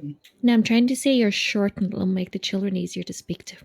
Well, yes, you're infantile and short. Oh, that cuts me real deep, Hatsy. I can't believe you'd cut me like that. I thought we were friends. It's more that I'm just trying to be honest. Well, sometimes you should honestly just shut up. Then Jeremy's going to strop and walk over towards the children. Sure. They don't respond as you approach. The human female has this kind of just flurry of hair. She is sitting with this almost pumpkin of orange hair on top of her head. Clearly it looks like it's been brushed in a few places, but it just seems inevitably want to flick up again. The lizard folk child has these almost wonderful swirling green and red patterns across their scaly arms, and the now you're closer, you think dwarf child has this just great broad slab head that you could almost balance a drink on top of, but all 3 of them don't even respond as you approach them. Jeremy's going to try and sit down with them. There's a chair to the right of the dwarf, which is kind of the gap between them and the other children on their side of the room. Okay. Yeah, he's going to sit down there and kind of look towards them and go, hey there, kids. There's a pause as the dwarf looks over to you very slowly. Hello? So I heard that you may have had some fun in the little grove that was near here. We went walking. And what did you see? Didn't see nothing. Is there nothing there? As you start to get sort of sing-song, they all look a little bit disgusted for a moment. Why? I'm just trying to bond with the kids. What have I DC'd? No, I'm listening. Okay, sorry, no, there was no response, and I it know. suddenly went very quiet. Yeah, Jeremy kind of looks at them and goes, he thinks in his head, that kind of backfired. Geronimo thoughts. Geronimo internal monologue. Internal monologue, which you'd all hear, of course. He kind of taps his chin. Did you see anybody there? Was anybody fun there? We went with our friends. The human pipes up. All of us went together. Oh, who are your friends? They're gone now. Where'd they go? Gone fishing. They gone fishing? Huh. Very interesting, he says, kind of going a bit Romanian. Okay. Interrogation technique is off the charts. they don't teach you this at police academy. They don't, but he learned it at Police Academy 4. Anyway, Jeremy kind of nods. So they're gone, but what are you guys doing here? Why are you back? Why didn't you go fishing with them? Too many for the pool. Too many for the pool. Only wanted 5. Only wanted 5. They start to kind of almost chant this together. Would Geronimo remember how many people the cultists in Storia took? When they're locked up, they had locked them down. They took them down to the dock. I think I remember there was people. Well, they took you, which was 5. Yeah, which was 5. Yeah, there's 5 of you in the party. Okay, cool. Geronimo taps his chin yet again. Huh. They can only do 5 at a time, huh? Yeah. Cheapskates. Anyways, so ain't you gonna go back? When the time is right. Oh, when the time is right. And when is the time right? As one, their heads turn and look towards the glass window at the back of the room. Mm-hmm. They seem to be looking for something, that the glass itself is frosted by design, and so it's impossible to see anything other than vague shapes and colours. They said we would be needed again soon. Soon, huh? Oh, okay. And who's they? The singer, of course. Such The singer? wonderful voices. Did he play some sort of pipe? There's no response to your question, just a kind of absence still staring out of the window by all 3 of them. Was he potentially interested in pies? Still no response. Huh. Okay. Interesting. Well, you kids have been real informative. You can go back to your staring now. See you later. They stay exactly what they were doing before, still staring.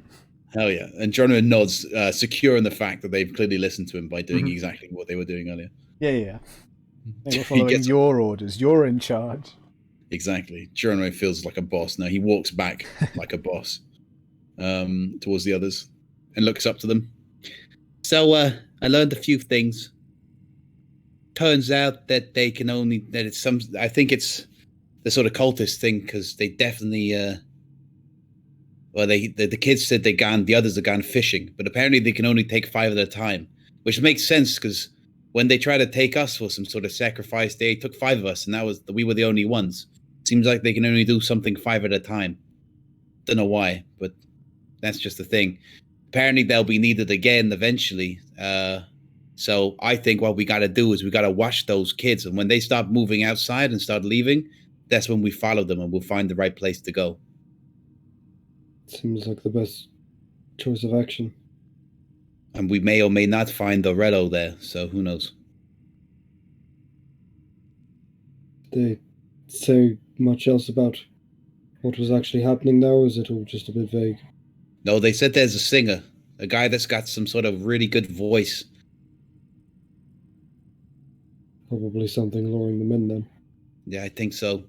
Kind of like one of them, them fishes with that sort of thing on their heads that's kind of like a lure, and you go towards it and then they eat you. I'm afraid you've lost me. Don't worry, I heard about it in the story sometime. But as long as the bird is okay with us following them. The Kenku looks up as you say that. Don't like just to be called a bird. My apologies, I didn't realize you were here. It's all right. No, I just keep the children safe. Keep them safe. We can't stop them from getting out and traveling. We haven't the staff. We haven't the place. We haven't the technical rules. Legally, we can't even hold them, though. We keep them safe and feed them so they stay by their own will. Well, we'll likely follow this lot when they head out. The Kenku nods its head slowly. Sounds like a good plan. The breakfast finishes. Looks around at the children. A few more minutes. After that, they'll be free to roam. They might leave immediately. Maybe not.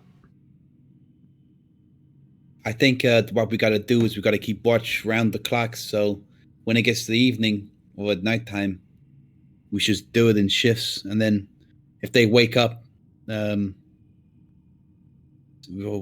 someone has to keep tailing them. Or, I don't know, maybe we do it shifts of 2, and then 2 go to bed, and then another 2 go. Maybe the Mr. Kenku here can help us out. Hopefully they're not gone that late. Normally go not too long after breakfast. Oh, okay, well then, good. That means we ain't got to do it in shifts. Perfect. I will keep an eye then. Maybe seem a little inconspicuous, just in case something weird happens. Or they got some sort of sixth sense for people following them. Kenku nods their head. Anything else you'd like to discuss here? No, I think that's it. Then we're just gonna watch the kids now, I guess. Stare at the children. Clip that for sure. Yeah. So, you guys are. So, just to understand, you guys are heading outside. You're going to kind of chill out around the orphanage. And you're going to wait to see when they wander off. Yeah, pretty much. Yeah. Okay. It doesn't take too long. Maybe an hour of waiting around the outside. You get a couple of odd looks from passers-by, but the bedraggled nature of the area and the people, and the more intrigued looks you get from folk who you imagine are actually more interested in your coin purses than anything else, suggests that no one's going to provide any issue or report anything to the guards here. This is an area that is incredibly deprived.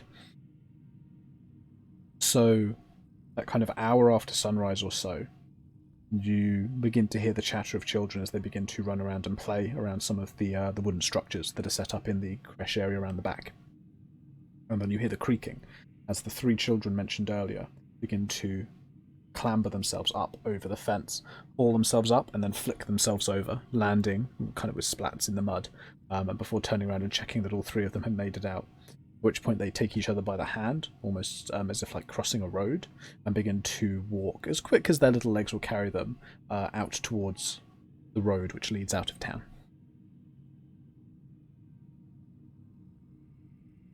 Okay. Guessing we just follow them, right? I think so, yeah. I think we'll kind of look to maybe be a bit stealthy in our approach. Not Perhaps like too obvious. Perhaps that's something you could discuss in character. Yeah, noticing the kids kind of leaving, Jerome kind of looks towards them and goes, yeah. So I'm guessing we don't want to really make it seem very obvious that we're following them, right?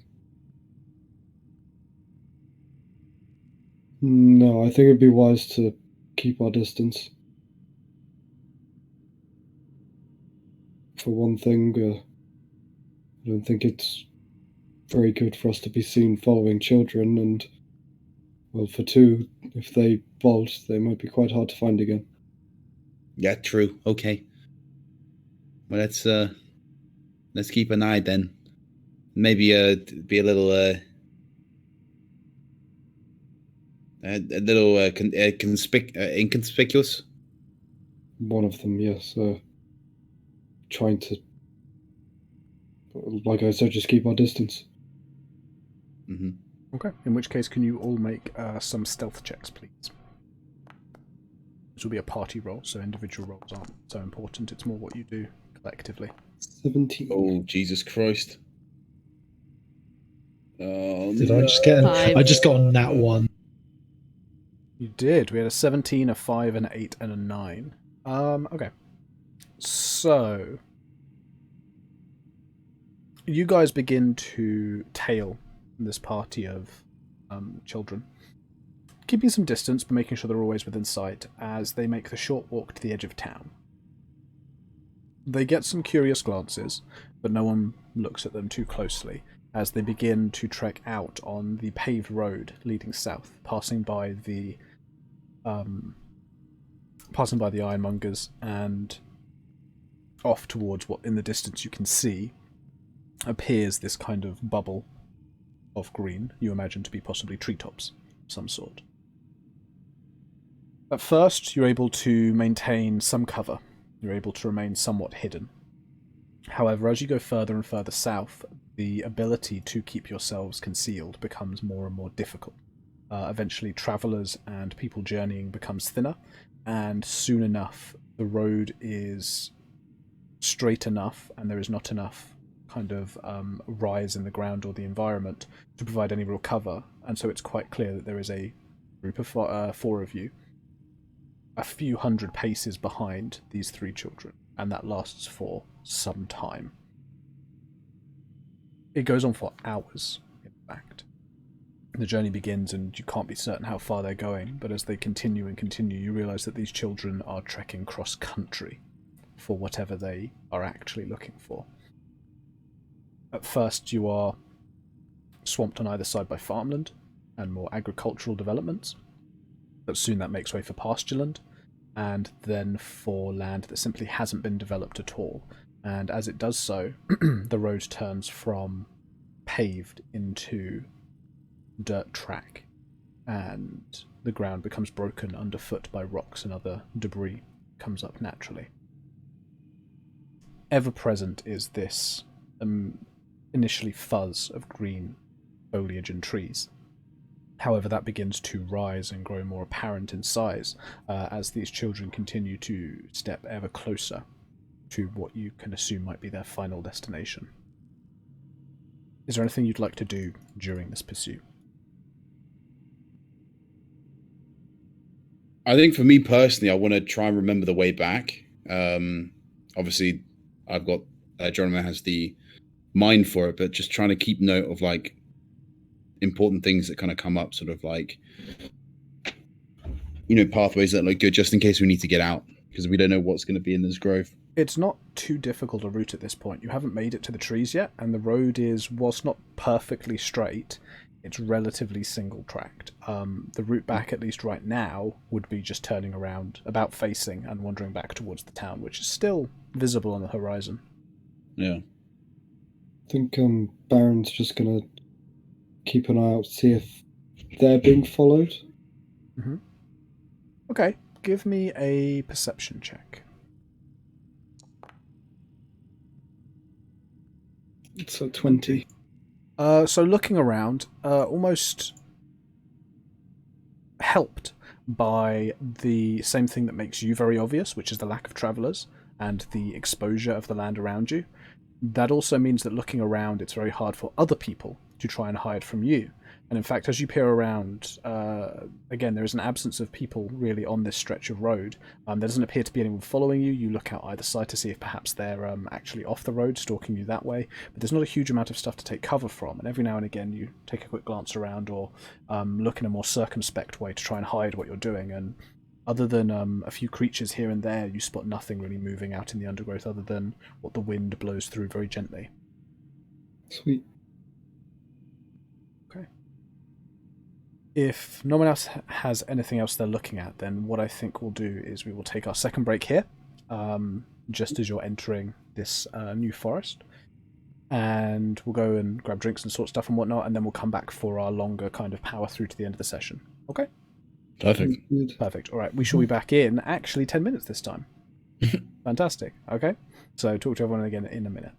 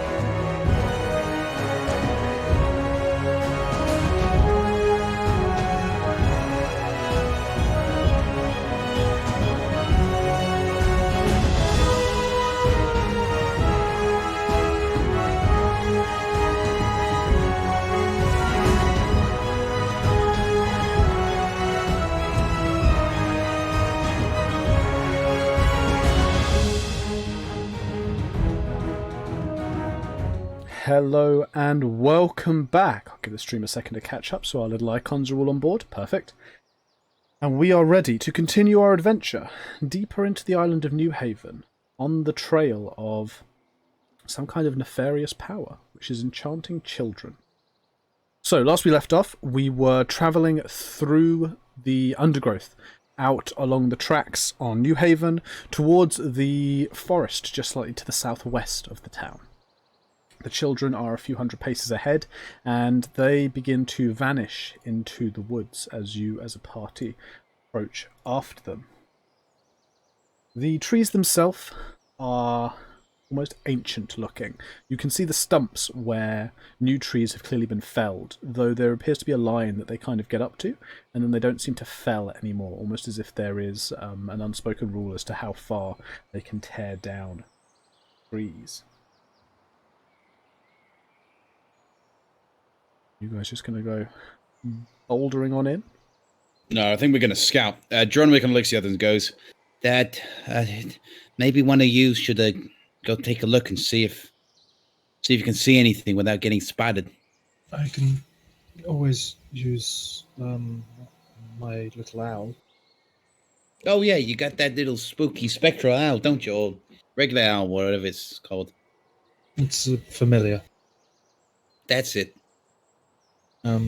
I'll sit down near a nearby tree and call out Frederick. And with a slight puff of smoke and a slight hooting, the owl Frederick would appear on your arm, giving a little ruffle of his feathers before looking all the way around and then looking up to you as if waiting. I'll close my eyes, taking sight into his, and then send him off, following the direction where I think the kids went. Okay, so are you going above the trees or like through the woods? Through the woods, but keeping like just below at the top of the trees, if that makes sense. So as high up as I could get without hitting too many branches. Okay, I will need a stealth check then from the owl. One sec. Just trying to find his stealth. There we go. Oh, of course. That's a 7. Okay, so Frederick begins to move through the trees. However, in your effort to get as high as you possibly can, you can't help but notice that the owl is beginning to catch and knock some of the branches and foliage up here. Whilst certainly nowhere near the ground, you feel that you're travelling through the woods is certainly not silent as you begin to give chase to the group as they wander into the forest. The forest itself is rather light and breezy at first. The children are not too far ahead of you and essentially just heading in the same direction. Eventually you catch up with them quite quickly, given the owl's speed and the slowness of walking. Though at this point they seem to have abandoned the track and also have stopped holding each other's hands, instead helping each other as they clamber over felled trees, as they move between large boulders and as they kind of pull apart sections of bracken and long grass. Though from your vantage point you can see that they are following not necessarily a well-trodden path, but one that has been used before, as there seems to be natural breakages and openings in some of the foliage and undergrowth, suggesting that people have passed through here before, if not very regularly. As they do go, and go deeper and deeper, you notice that the trees begin to become thicker and darker, the colours going from light greens and bright foresty colours into much deeper purples and oranges and things like that, as the variety of fauna and flora begins to grow broader. Eventually, I should make sure I get my descriptions correct.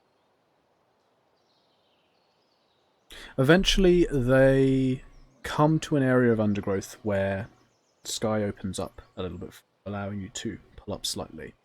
Around a small pond. The pond itself is totally stagnant. There appears to be no running water into or out of it, so what keeps it full is impossible to say. They move around the outside of the pond, making for a small headland that just juts into this round body of water. And they sit themselves down on this headland and almost seem to mime, pulling out fishing rods. show themselves pulling them back over their shoulder, and then mime throwing these fishing rods into the water. Though in their hands nothing ever materializes or appears, they then lean back in that kind of easygoing way that people do when they're just waiting for a catch. And for the next few minutes, they just sit there, quite patiently, and look out across the pond as if expecting a bite on their imaginary fishing rods.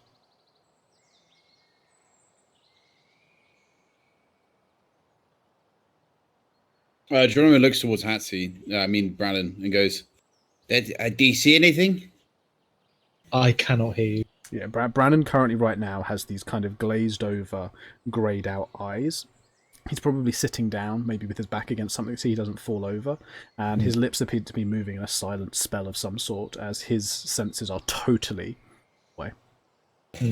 I can feel, I think, like if someone pushes me, but I definitely can't hear or see. Geronimo's going to try and tap him then. I suppose for you, Brandon, obviously you're taking all of this natural sensory information in, and all of a sudden you feel this like knocking on your shoulder. Oh, give me a moment. I'm just following them.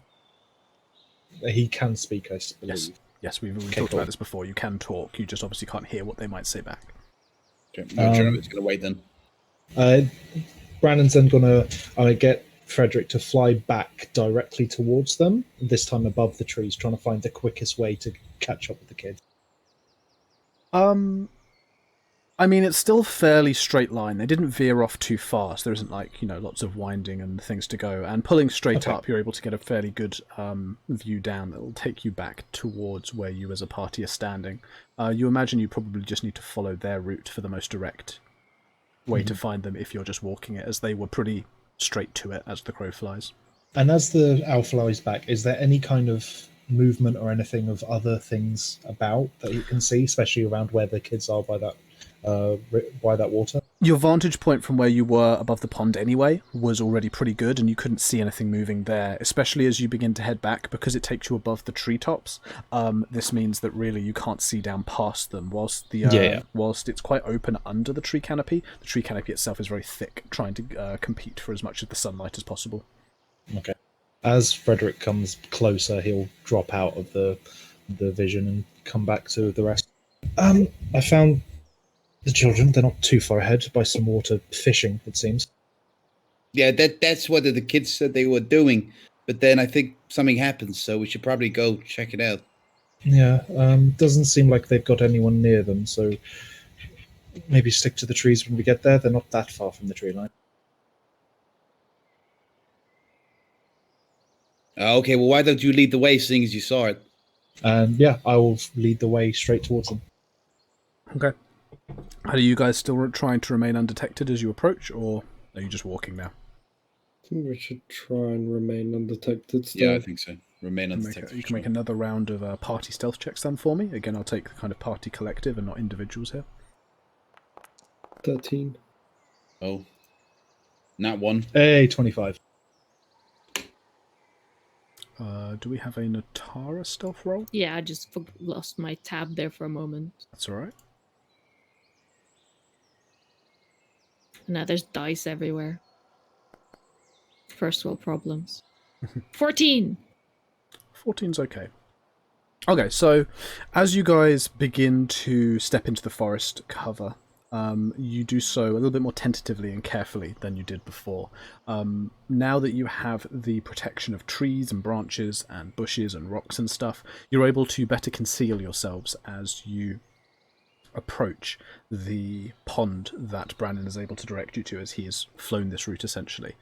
It's much slower than flying it. You are forced to move around the same obstacles that the children were forced to move around, though because you can follow their path, it is very easy to see where they went, and they have already moved a lot of the immediate obstacles, so you can get past most of them with relative ease. Eventually, as you emerge into this open clearing and see the pond, as you get there, you would notice that the dwarf and the human child are still sitting there and fishing, but the lizard folk child is gone.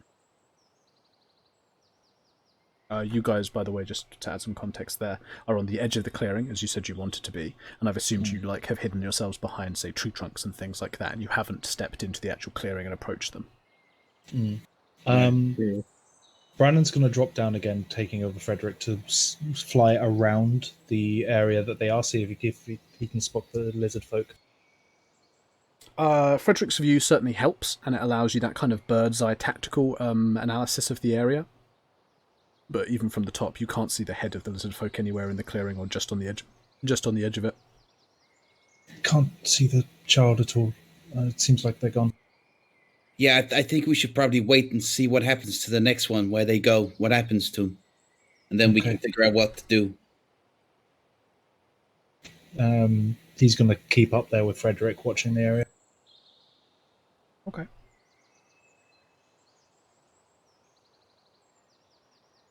The minutes pass as you wait to see what happens next.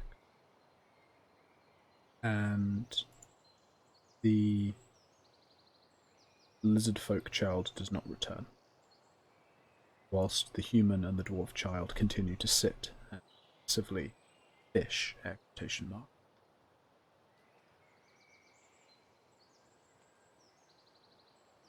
All of a sudden, however, on the wind, there begins this faint humming. Soft and gentle first. It is almost as if it's arrived on the breeze. But before long, begins to take a hold, and the humming changes and takes on the cold sadness of a mournful singing voice.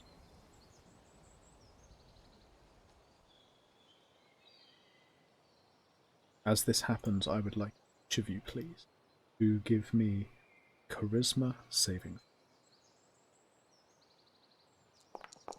Oh, damn. Is this magic, by the way? This... 6. I would not count this as magic, no. This is... yeah, no, this isn't magic. Nice. 8. 8, 14, 26. Okay.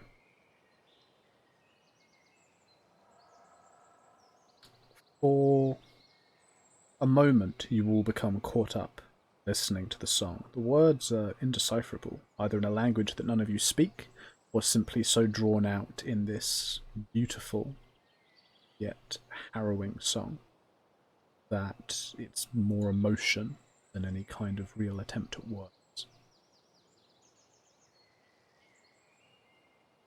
As this song continues, the human child stands up, turns towards a point on the periphery of the forest, and begins to walk quite quickly towards a gap in the bushes. However, for everyone bar Brannon, you simply don't notice this. You are so caught up in the song. Brannon, you yourself are caught up in the song. You are listening to it quite closely.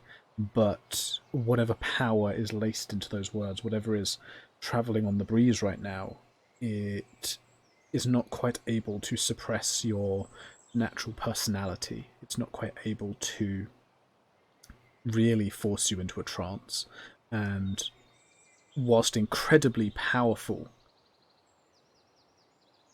you are able to have your attentions kind of brought to the fact that one of the children has just stood up and is beginning to walk away quite quickly. Do I notice, obviously I'm still in watching through Frederick, so do I notice the other party members acting strangely, or do I not see them because of tree?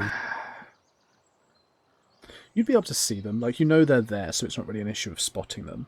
And their strangeness just appears to be them listening.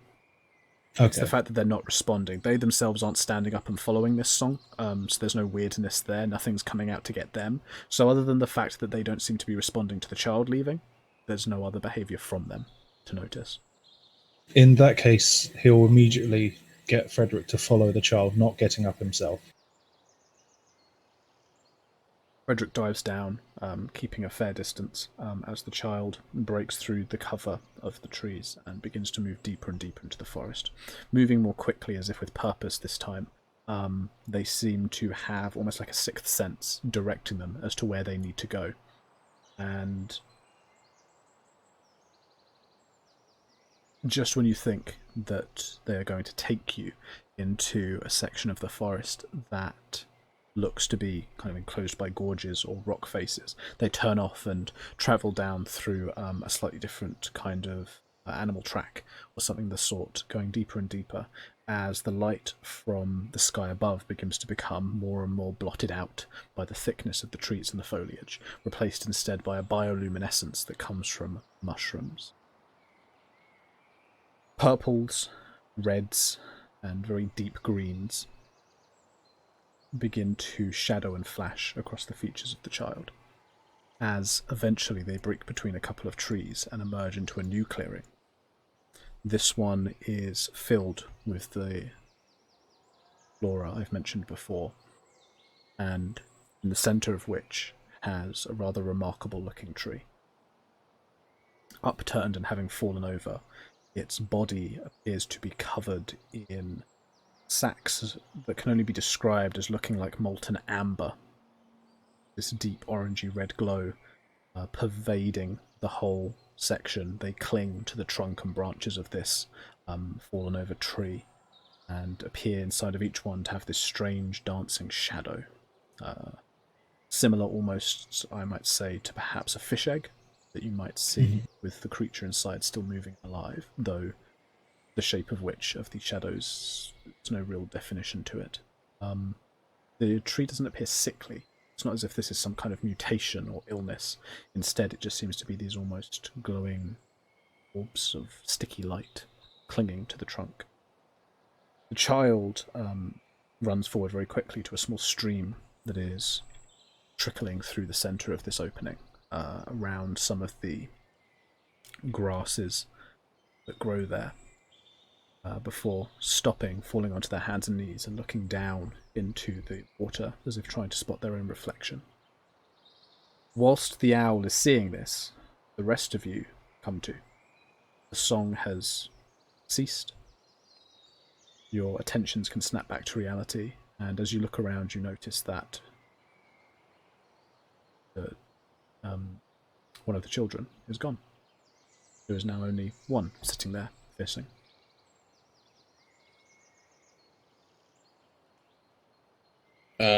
And Brandon's nowhere around, right? Brandon's currently in his sensory stasis with the owl. Okay. Geronimo kind of snaps out and looks at the other and goes, "Oh, what happened to the other kid? They just disappeared." Don't really know. They just kind of seem to have vanished. I think whatever song we were listening to has distracted us from what's really happening. Yeah, but their Hatsy seems to be in some sort of trance. And Geronimo's going to touch his arm again. Brandon will, feeling the touch, immediately drop out of Frederick. I know where the child is. You need to follow me. We need to go now. Okay, yeah, you lead. And he's immediately going to stand up and start running in that direction. Yeah, absolutely fine. The child still sitting and fishing doesn't even pause or seem to acknowledge your being there, as you all as a group stand together and begin to run towards the direction Brandon was talking about. Could I get athletics checks from everyone, please? Oh, can't it be acrobatic? No, because acrobatics is not what this is. Yeah, I have a -2 to athletics. I have a I have -1. a +6. So let's go. Shit, 17. Nice. Oh, what? 21. No, it's not terrible. You guys have had some good rolls. Okay, let's see. We're not going to do daytime forest anymore. Instead, we're going to do something. Oh, no. Spooky. No.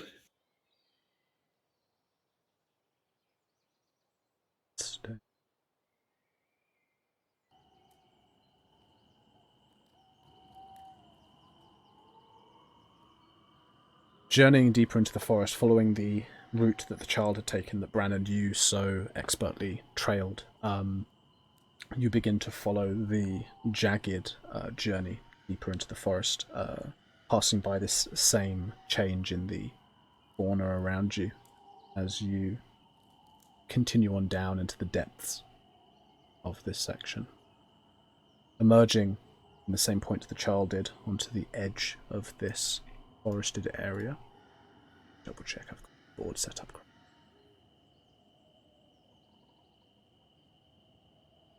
I'm going to bring you over to a nice battle board just for you. Uh-oh. Rutro Raggy. Ruh-roh, indeed. Oh no, I don't like the name of that map. Feywood. Oh no.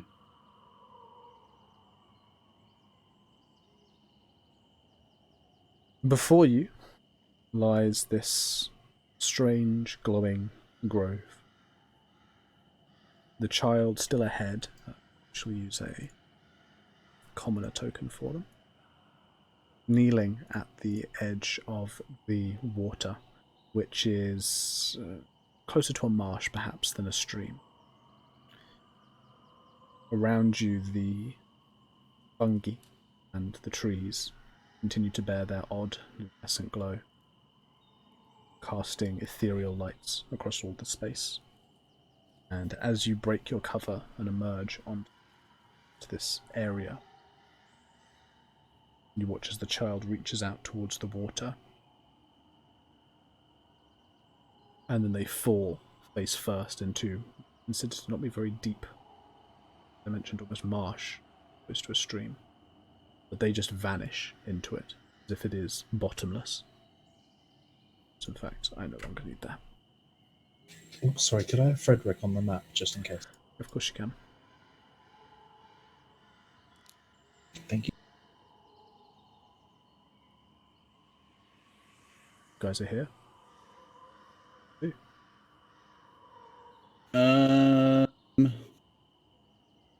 Let me just check something. I'm not so sure of this one anymore.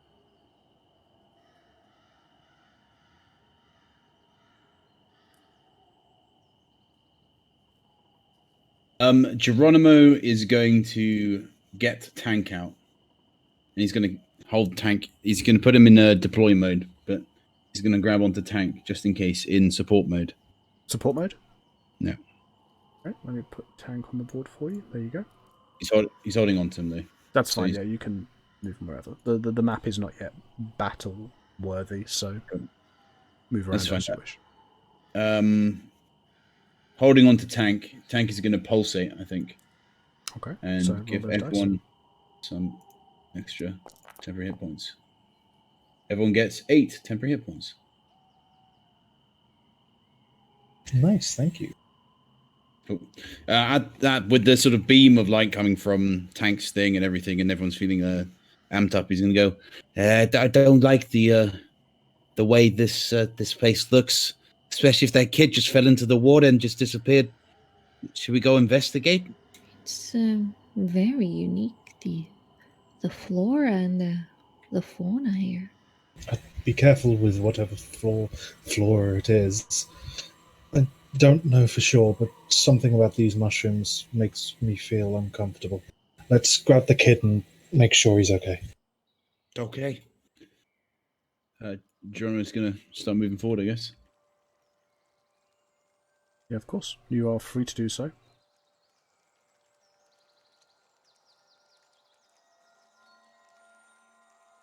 Oh, I can't see Tank anymore. Can you throw Tank my way? Yes, I can.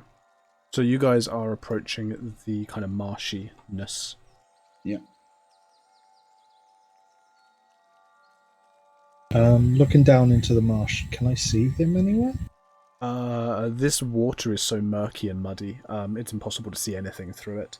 Though looking at it yourself, you can fairly quickly ascertain that the stuff is so thick that child shouldn't have been able to fall in at all. Like, I mean, this could be deeper than it looks. It could be one of those very dangerous kind of sections of mud that falls in like that, but realistically, like, you should be able to go about face first in this and no deeper. Does anyone see where he went? No. No, I don't see him. Kind of strange. Something about this is weird. Maybe it's like that other river. It's something else on the other side. Maybe. I'm not sure if we should really step in that, so I'm going to try and jump it. And Brandon's going to get a running start to try and jump over the river. Double check that. It's realistically only about 5 feet across, so as long as you have a strength higher than 5, then fine. It's higher than 5. That's alright then.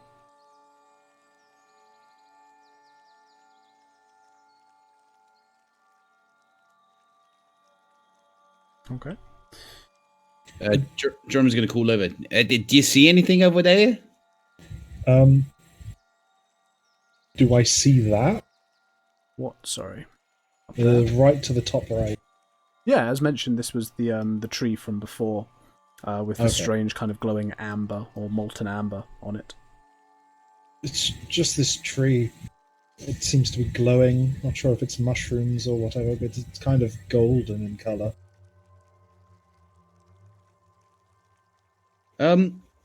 What was, those little slabs things that we saw? What was the tree? There was one of them was a tree, wasn't it? Do you mean the walls back on Langland? Yeah. There was one that was a great tree. Mm-hmm. It appeared to be a great tree with long roots wrapped around the location where something from the sky had fallen, in amongst a forest. Okay.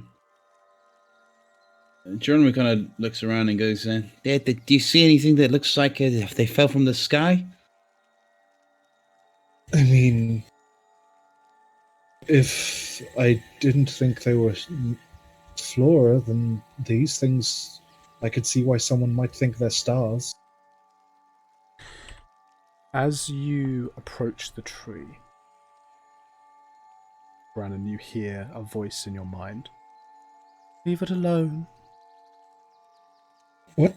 Who's there? Silence. It's only us, Sir Hetzi. What you saying? Aye. No, there's someone else here. Jono's gonna try and jump over as well.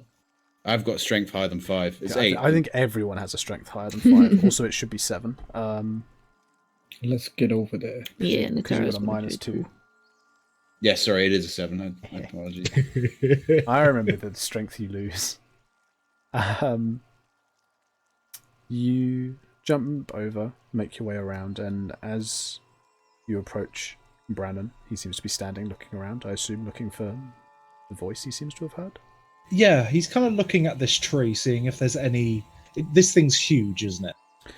Yeah, it's pretty big. It's certainly much bigger than the trees around it, though given the amount of moss and undergrowth that has begun to climb over it, it clearly has been fallen over for quite some time. Does it seem like there's any gaps where you might use as an entryway to get inside if the tree was hollow, or if there's anywhere to get underneath? Give me a perception if you're going to stand there, or an investigation if you're going to go right up to it. Investigation, he's going to go right up. Right up to it then. 15. So as you get closer, you check the tree out for any kind of hollows or sections where you might be able to clamber through, and you don't find any. Though as you approach the fallen over tree, the voice returns again. I asked you to stay away from it. I didn't touch anything. Who is that? It's only us here. No, there's someone... I think they're in the tree? Hearing something. No, I'm not hearing things. Well, you're hearing something we're not. Maybe you just need to come closer. Come over here. Yeah, Baron's going to step up as well. So does Standing Vittoria. beside Brandon. He keeps on telling me not to touch things. Sorry. That's alright. As you step closer as a group, there is a sudden whoosh of great wing. and from behind the tree, figure step out.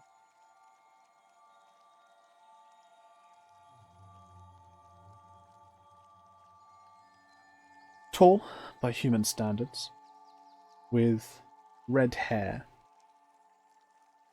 that seems to become feathers grown back from her face. The figure looks down at you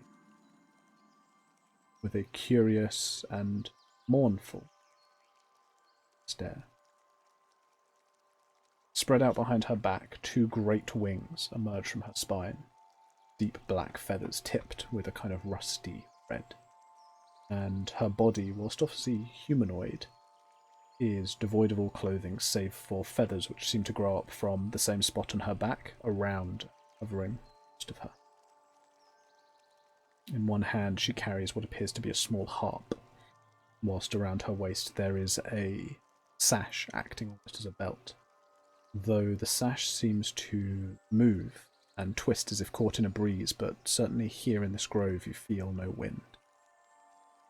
She is slightly crouching, as if ready for you guys to make a move or perform some kind of action, but overtly she seems to be showing no gesture of looking to attack you.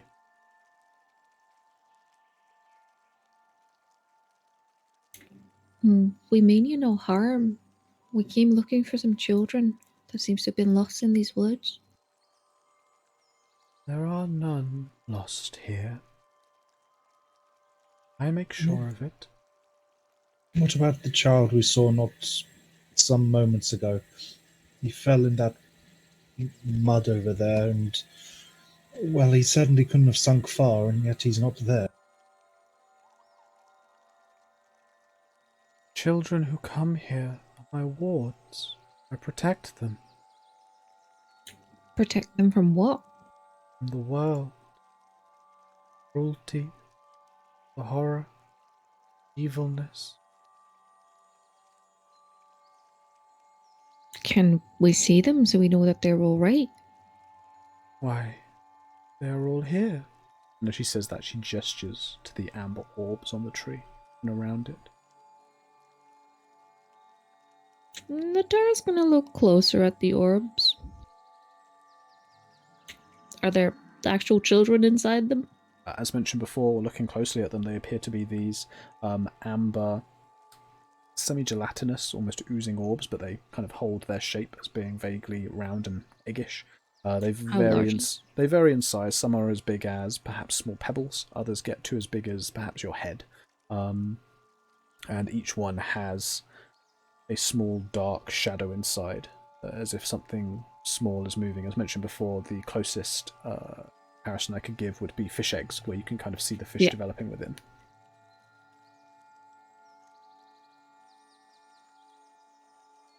Well, I mean, they don't seem big enough for a child to stay within them.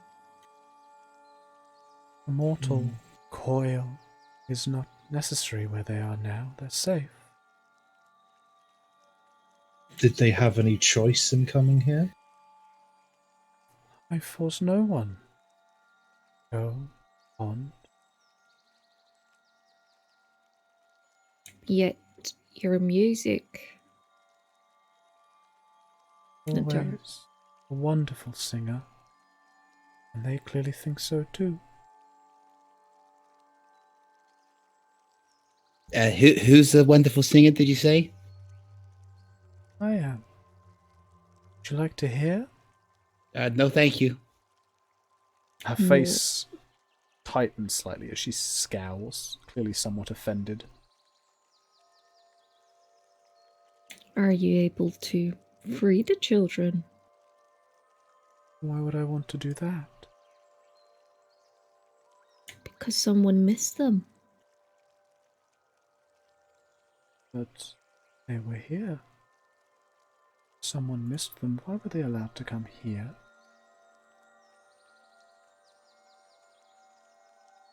I wouldn't say they were allowed.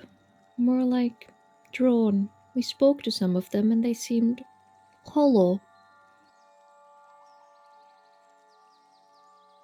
I don't really know what you mean. Only that if they were coming back, then they were here before. Which means they came here of their own accord. You said that the children that come here have no need for their mortal bodies. Am I right in saying that?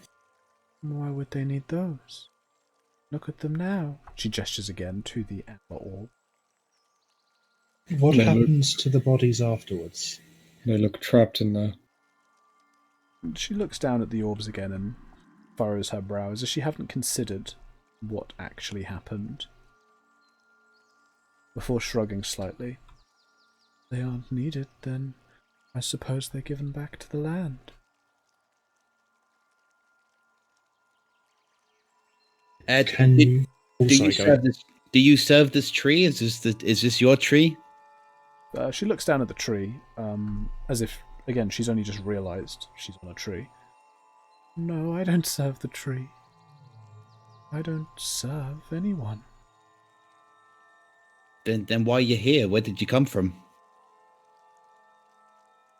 Pond. As she says that, her face takes on that sorrowful, mournful look. You came from the pond, or? Such a cold, cold day. It's rain, I think. Nothing left to live for. Nothing left to hope for. Nothing left. Just the pond. She looks away distantly as she says that, as if caught in some kind of memory. So you went into the pond and you came out like this? No. Didn't try to leave.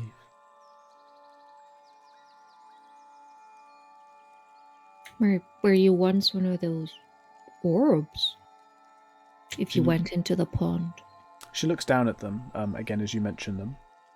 No, this is just how I keep them safe. They're mine. What do you do with them once they're in the orbs? Just Safe. keep them? Did no benefit, no energy or Energy? properties? Property? No, they are safe.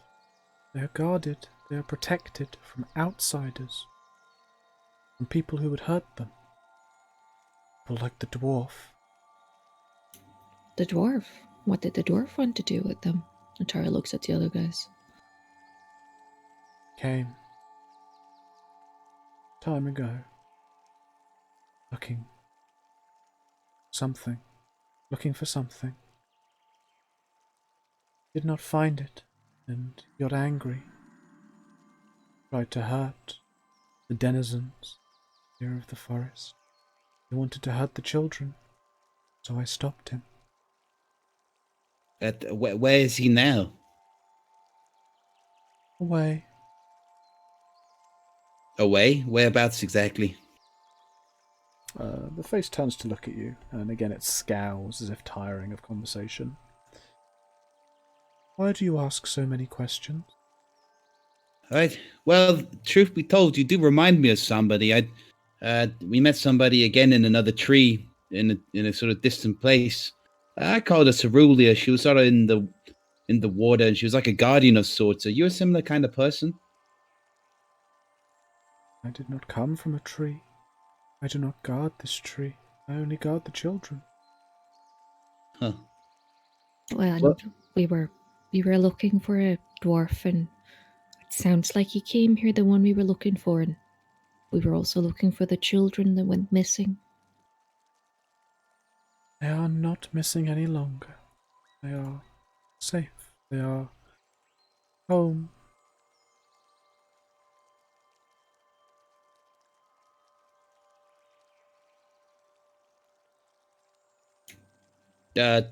And what about the dwarf? Do you know where he went? He is being kept somewhere he can't hurt anyone.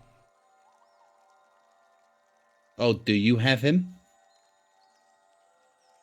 She just smiles, as if very pleased with herself. Can we see him? That might let him out. Well, truth be told, he did some harm to somebody, and we basically want to give him over to them. I think there's going to be some sort of divine punishment either way, so you wouldn't be necessarily freeing him, more or less transferring his bonds of service, if that makes sense. If you don't care for his well-being, you would not need to, I suppose, keep him your prisoner any longer. I do not care for his well-being. I care for the well-being of others. And removing him would likely improve that. Not if he's allowed to go free. He won't be allowed free. Aye, he will never be allowed to go free. If I release him, then he will be. He would be our prisoner until we hand him over for his punishment. Cannot guarantee that he will not escape. Is there a way to prove that there's a guarantee that he would not escape? She just pauses, considering the suggestion for a moment. I can't think of one. He is trapped where he is. Why does he need to go anywhere? He's hurt someone that, well, I've made an agreement with that we would find him and allow her to, well, do as she wished, and I can assure you that whatever it is exactly she's planning, he's not going to be free in the slightest.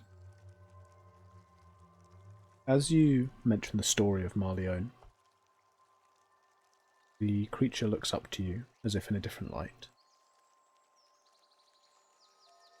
She pauses and then almost seems to look over your shoulder, as if it's something standing just behind you. I think she would look over his shoulder and Baron would kind of turn as well to see if someone was behind him. There's nothing there that you can see, but as you turn back, she's now looking at you.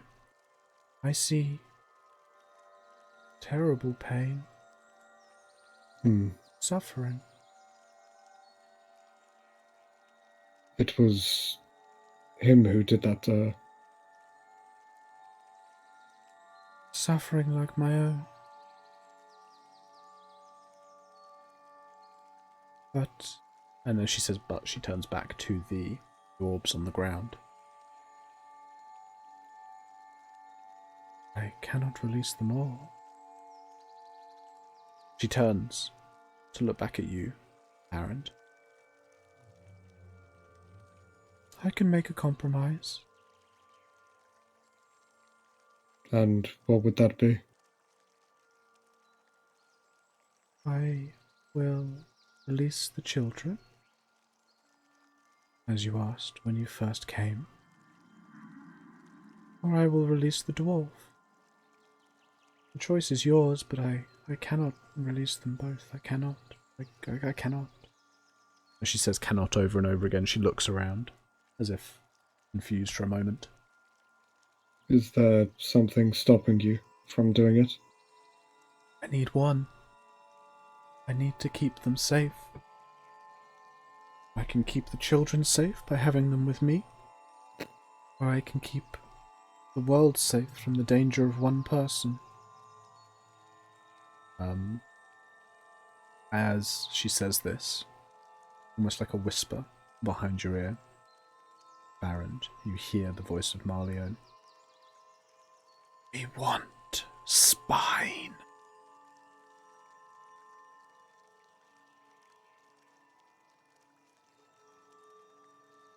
Natara's... Oh, sorry, go on. Baron would kind of just stand there in thought. Not really saying much, but just kind of looking to the ground. Jordan's going to walk up to him. Sorry, Kathy, you go ahead. Yeah, Natara was going to just look to the group and says, surely we take the children over one man? One man who's going to be punished already? I mean, these children have their whole lives in front of them. This man's is finished. I made a promised Marleone that she would have spine, and What the if you chance is here. break that promise? I don't want to think about what. Well, they're children, Baron.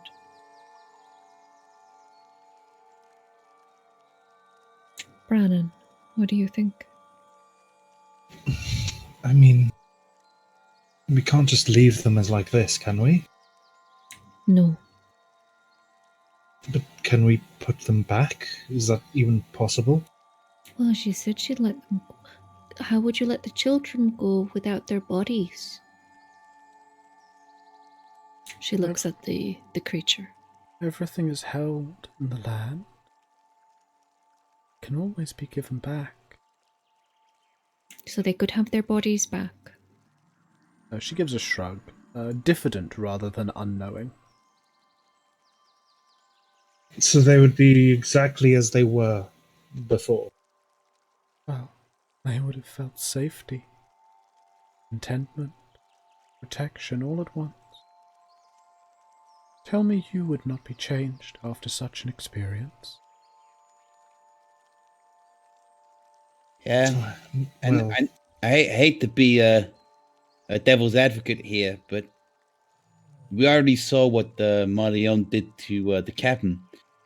I imagine it's only going to be a step in the little dip in the pond in comparison to what she's going to do if we break a promise. Also, breaking a promise is a pretty bad thing, and yeah, these kids are orphans anyway. And if they're safe here, then Geronimo. If they're released, who's to say that they're not going to remain like the others who showed us here?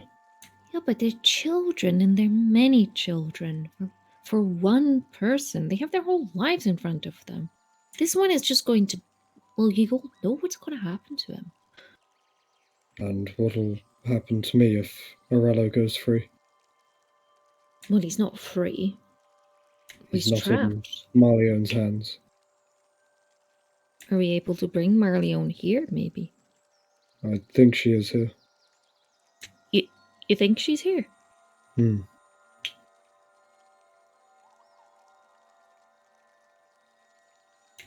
What, where? Well, he kind of looks over his shoulders. I heard her, but I don't know exactly where she is.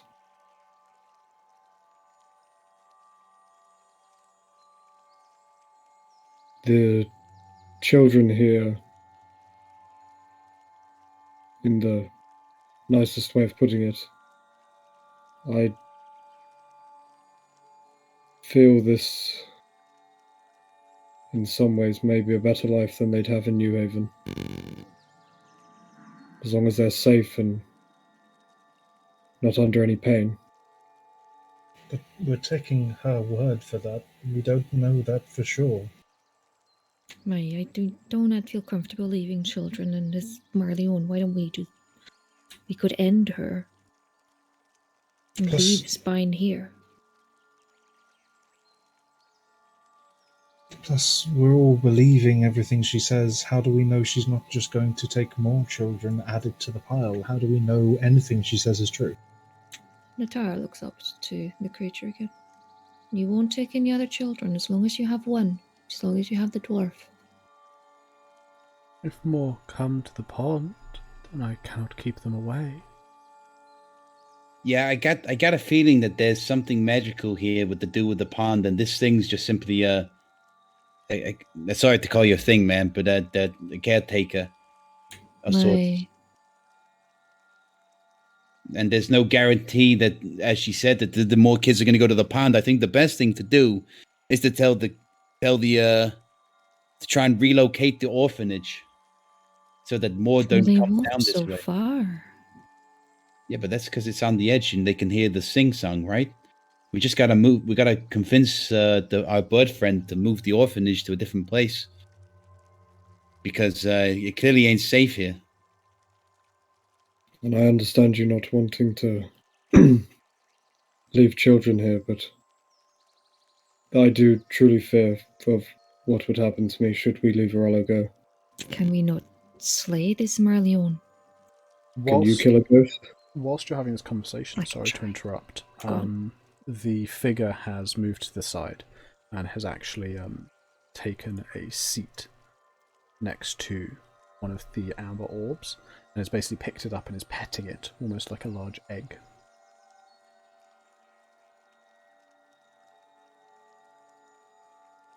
That's disconcerting. Natara looks at her. Do you talk with anyone here except the children? There is no one else here. No, except you. So there was no other man, a human man, no hair. No.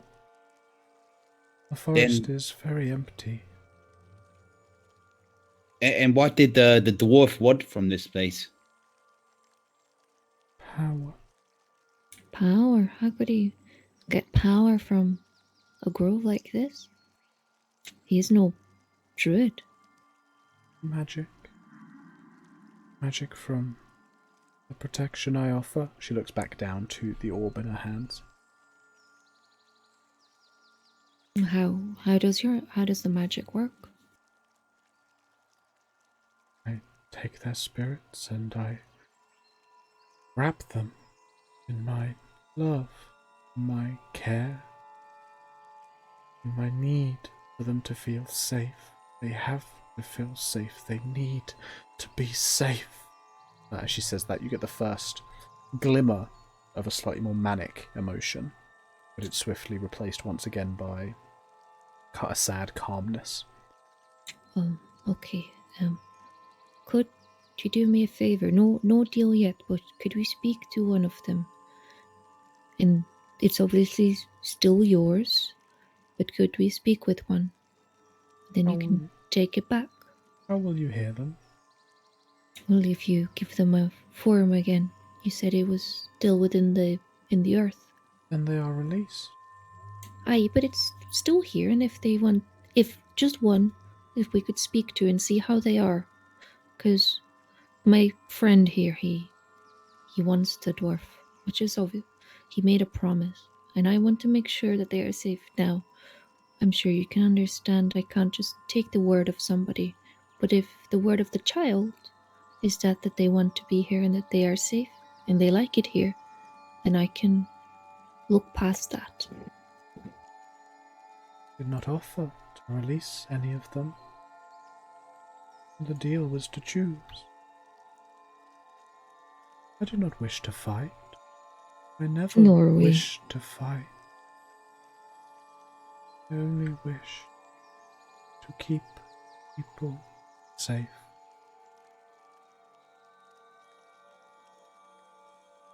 Natara looks at the others because she's clearly out of ideas. He's going to beckon for Natara to come closer, and with the others sort of like close, and he try and like corral them together so he can kind of whisper and they hear. I ain't gonna lie, guys. I get a bad feeling from this broad. I don't really want to. I don't want to get into a scuffle. That's for sure. I know she seems pretty strong, but I mean, she got the children and she got him, so we need her to cooperate, whatever it is. Yeah, well, She's the one who can release them, and we can't do that without her. But to be honest, my thoughts is that we choose the dwarf and get out of here, convince the orphanage to move, and that's that. I mean, this is creepy, scary magic. I don't particularly want to mess with this sort of thing. I don't feel comfortable leaving the children. I mean, I know. What are you gonna do, Goggles? You can't free them. This powerful stuff here. I know Baron made a promise, but was Marleon really that bad? Well, Marleon aged Durgus. if he does it to somebody else, they could kill him. He ain't got as long lifespans as me and the old captain.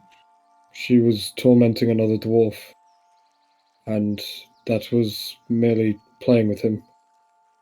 It was quite horrifying to see him in that state. And there's also the chance that she may go off and do that to other things if she remains restless and doesn't depart, you know? At least Well, with Orello, a gun, everything stops. You know, he seems to be going around getting in fights, murdering people, doing lots of stuff. Aye, but children. Yeah, but the children already, they're gone, you know? They're changed. They're in a safe place, according to this person. Oh, So. we don't really know, do we? children are raising themselves on the streets. Yeah, the orphan children that they ain't got a home, and now they do. I don't know. I don't know. Maybe I'm just a coward, but I'd rather take the dwarf personally. Get the orphanage to move. This is the sort of this ain't the Maybe. sort of power you mess with. See, we could try to convince her to not take more children, to have those she already has. Yeah, but she just said that if they go near the pond, then it can't be helped. It already happens. Clearly, the pond has got some sort of magic. Or she lures them in. You saw the musical instrument. True.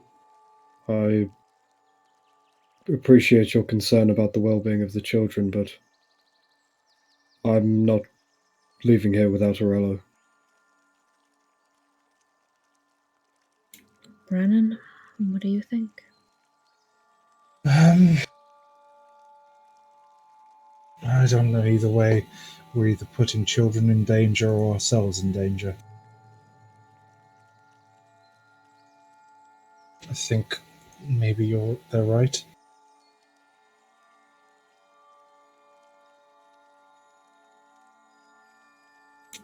I don't like it.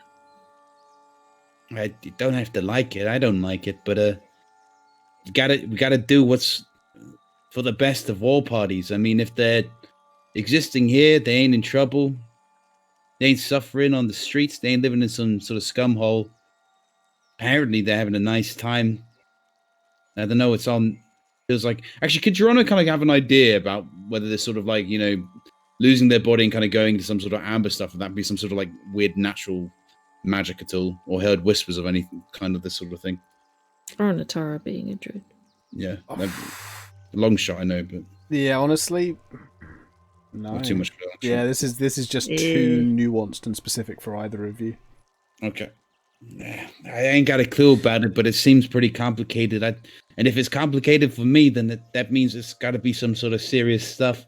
What I will tell you both, actually, without a roll, is specifically because of how obscure and strange this is, because of how out of the ordinary and not at all found in anything you might have read, this is clearly an aberrant situation. This is not some kind of school of magic. This is not some kind of naturally occurring phenomena that just happens around the place.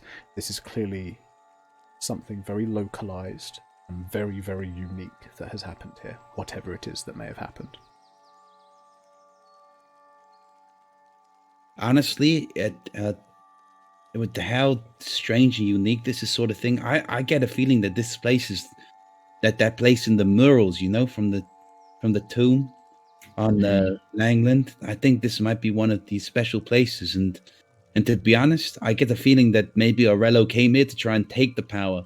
Obviously was unable to, in the same way that the guardian. Yeah, exactly. So if we can get Orello out, there may be a chance we might learn something about the cult as well before the Marion takes him to. So the benefits of this is maybe some of the children here that are in and he kind of uses bunny fingers, safe place. But there's a chance we may save even more children by stopping this damn cult from getting what they want. All right. I'll play along. Geronimo kind of lets out a big sigh, kind of breathes a bit of air out. Like clearly this was not an easy decision for him. Kind of looks to the others to see if anyone has any objections before he starts moving to kind of move out of the group to approach the winged lady. No, I think Baron would just turn to stand kind of at the base of the tree again. Okay. We have reached a decision. You want the dwarf or the children? The dwarf. Her head turns as if looking over her shoulder. You say you won't let him go. Yeah, we don't want to let him go. We want to.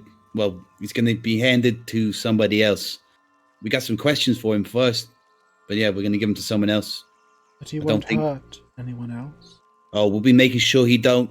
That's for sure. He will not hurt anyone else. You have my word. Good. Very well. We have a deal. And at that she stands up, gently placing the orb of amber down where she had taken it from. She hops down onto the other side of the tree, almost totally leaving visibility, as only the tips of her wings are able to be spotted past the trunk. She steps a few paces further, pauses, and then entirely vanishes. Before you suddenly hear this spluttering, coughing sound. And at that, there is another rush of wind, and the figure flies through the air, pulling behind her this short, stocky dwarven form, almost bodily throwing it / dropping it onto the other side of the trunk, down in front of you. Again, doesn't have a specific token, so I'm not going to put one in. And then landing on the trunk, once more in that kind of crouched, ready for action position. She stares down with this vicious anger in her eyes at what appears to be a very disconcerted, rather confused, spluttering dwarf. His dark black hair of his beard is neatly plaited to form a single kind of long beard that comes down from the centre. His hair on his head has been streaked backwards and pressed flat against his scalp. He is wearing what appears to be a mixture and assortment of brown and green traveller's clothes. And on his belt is an empty scabbard, which looks like it should have taken perhaps a short sword or a very large knife. He looks around with these deep, reddish eyes, as if he'd been crying or there'd been some kind of irritant up against them, narrowing them at all of you, not out of suspicion, but just out of a struggle to see. Who the blasters are you? Geronimo's going to step forward and go, at Orello's spine? Asking. The name's Toast.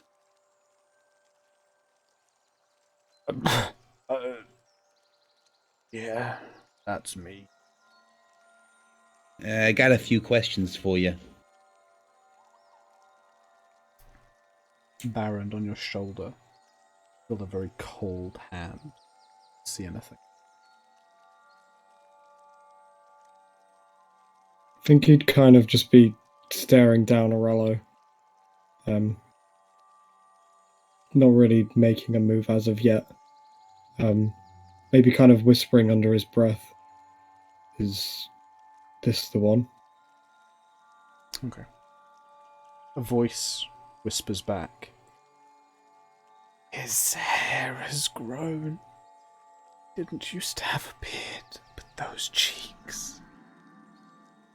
Never forget those cheeks and those eyes. Whilst she is whispering this to you, Baron, Orello is looking up at Geronimo. Questions? I can answer a few questions, I suppose, but... Oh, God. He clutches at his head for a moment. Did you... oh, my God. Did you get me out? Yeah, we got you out, so you probably owe us to answer us a few questions, surely. Aye. Pushes himself as upright as he can before stumbling and slumping to one side as he falls over. There is a hiss from the woman still on the trunk as she backs away slightly from where he is. He turns as he hears the hissing and flinches, scrabbling bodily away before looking around at all of you. Do you mind if we get out of here first. I want to be out of here. Nope. We're gonna stay here and do it, because at the minute we're in a nice, safe place. Aye, this guardian here, she's protecting quite well. A fear settles on him as he realizes that perhaps you're not just the pure allies that he hoped you were. But he remains very still as he looks around. What are your bloody questions, then? Hurry up with them. Of course. I just wanted to know, I think you had some friends here. I wanted to know if you came into contact with a man named Argo Blinn. Give me an insight check.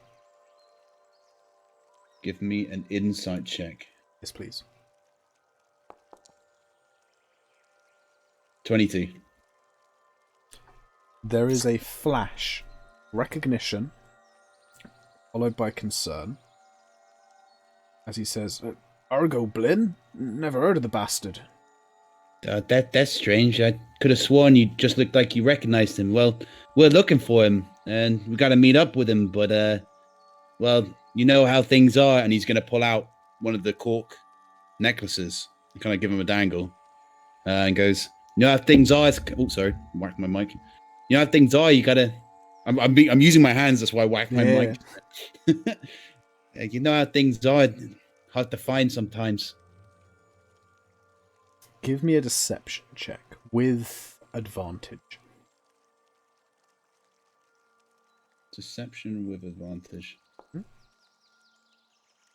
17. He furrows his brow for a moment as if confused, and then he seems to absorb what you're holding. Oh! You're one of them! Oh. Why, the voice, yes! Do I know where Argo is? He's here somewhere on the island. Oh, I see. Yeah, well, you know, what is dead may never die, that sort of thing. Aye, and this is in the dark. Stop, the voice is in the slumber. He begins to mutter this under his breath, before looking back up to you. But Argo went off with some of the others, looking for the ritual site. Oh, really? He didn't tell us about that. It's a real shame. I was only supposed to come here to gather some of these orb thingies to try and take the life magic, the life essence from them. We needed it for the ritual. Oh, did he not tell you where the ritual place was? I mean, that's the whole point of us being here. He said he was going to go there first and set the others up with what they had. He was going to meet me in New Haven. No, what, at the tavern? No, just outside it. Down by the southern gate? Sorry, no, outside town, on the western edge. Oh, okay, yeah, well, that makes sense to us. Well, hopefully we can get there. And Jeremy nods. I suppose. And as he says that, he begins to push himself up, looking a little more steady on his feet, as he smiles as if hopeful that, it's all coming up Millhouse. Don't go just yet. Toast, did you have anything else to say to him or anyone else? Geronimo shakes his head. No. No, I'm good. Orello, did you ever know anyone called Marleone? His brow furrows again, though this time in confusion.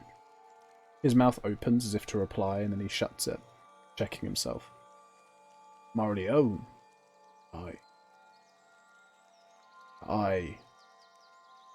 Wait, what is this? Well, we've been looking for you, to say the least. Asked to by a friend who happens to be Marleone. Friends? You were friends with Marleone? Well, that's one way of putting it, but I think she wants to see you. Marleone's dead. How can she? Baron's gonna kind of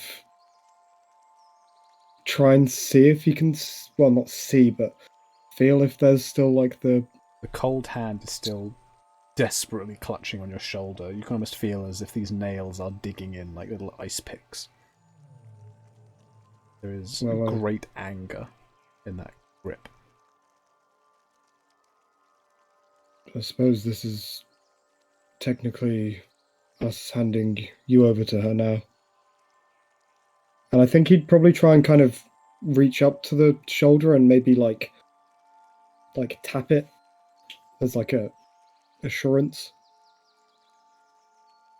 As you do so, there is an instantaneous response. Almost as if bodily through Baron, the shimmering figure of Marlione would come launching out. Whilst ghostly and ethereal, she still very much had the form of human. And as this pale white hair flaps around her head, her arms come up, the fingers extending into these terrible, elongated claws as her mouth almost seems to disengage, opening up to reveal row upon row of viciously curved fangs, her whole body disfiguring and morphing as if to take upon the very aspect of her anger. There is an existential scream of terror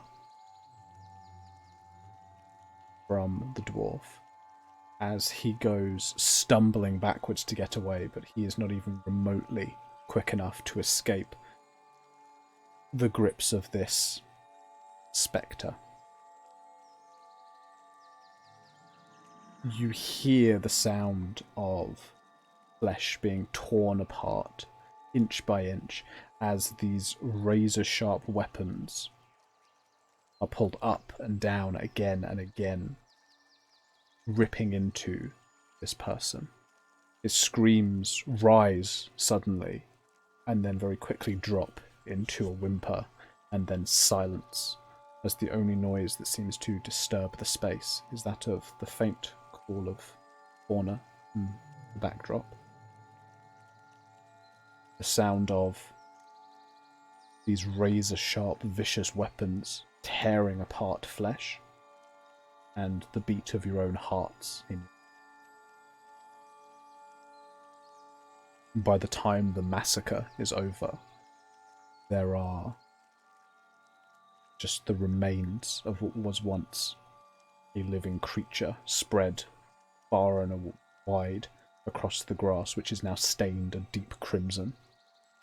And kneeling, crouched in the midst of this horror, there is still the spectral blue form of Marlione, heaving as if taking great lungfuls of air, though there is no sound of breathing as she does not require it. Just simply a pure emotional outburst. Everything this being had to offer. Despite her incorporealness, she seems to have almost become covered in the grim mire and gore of this retribution.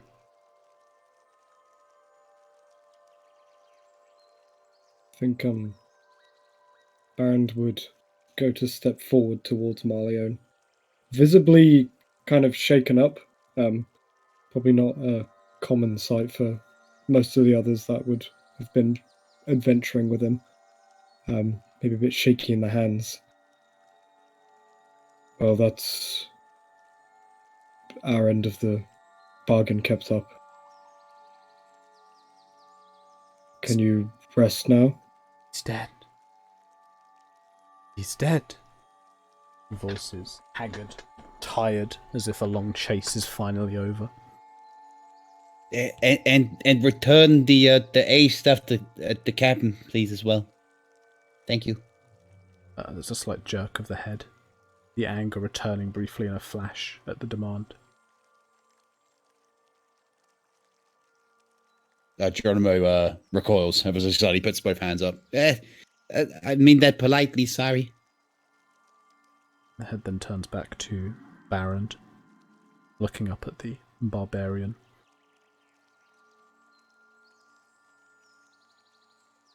You fought for me.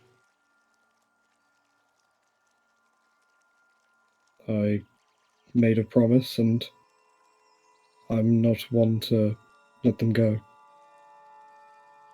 She slowly heaves herself up, again with a tiredness and an achiness unbecoming of someone who is beyond the need for energy. She turns and reaches out a hand to touch your shoulder, this time far less forcefully, though it's still just as icy cold, almost stinging through the clothes.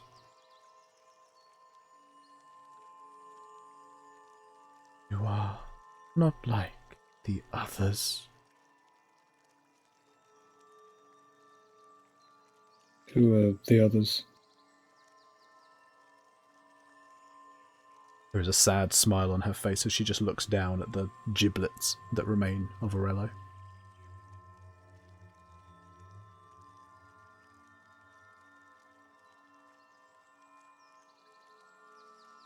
Well, I suppose I just want to try and help those who need it, and hopefully the children we left here are going to be taken care of.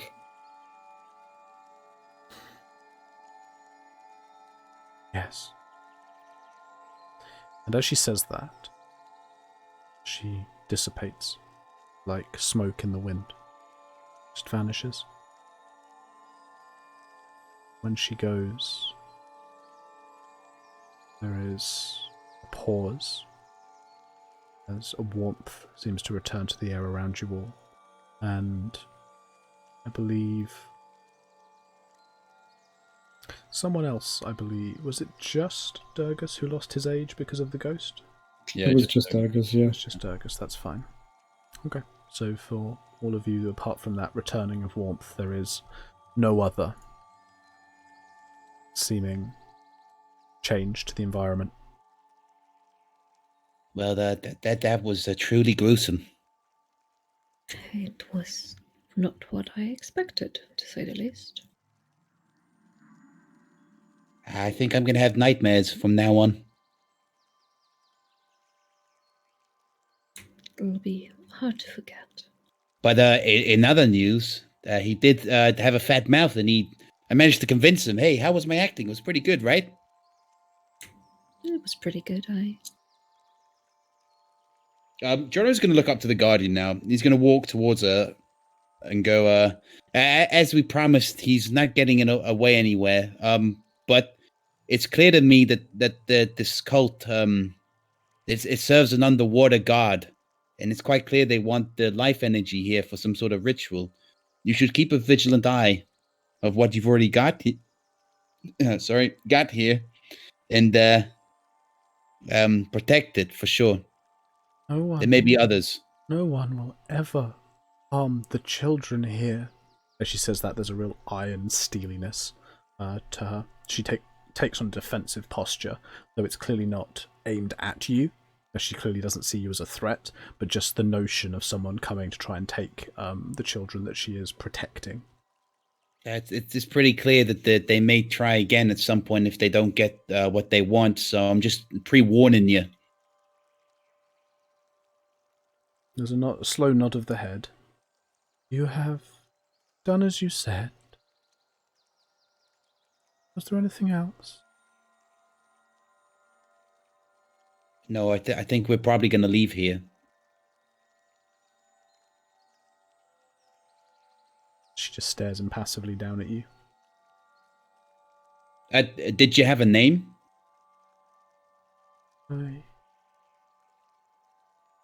Once I did. But I've forgotten it.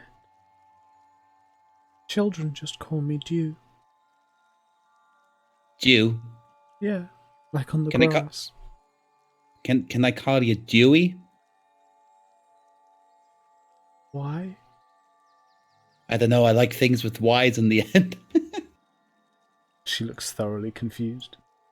Don't worry. I'll call you Dew. It's okay. She nods her head at that. Joro kind of scratches his chin and goes, Dew,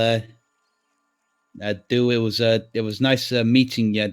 Look after the children, I guess. So we're gonna leave. Hetsy Smalsy Goggles, let's go. Oh, actually, before he does that, Jerome's gonna check the viscera to see if anything came out of Orello's pockets. Nothing that remained intact. Okay, good. His pockets and the items that are within them are all scrap at this point. Fair enough. Well, what's done is done. Okay. Yeah, Jerome's gonna nod and start to walk away, I think. I think Baron would follow him. Brandon will come. Yeah, Natara as well. Of course. As you return the way you came, and as we jump back to our map,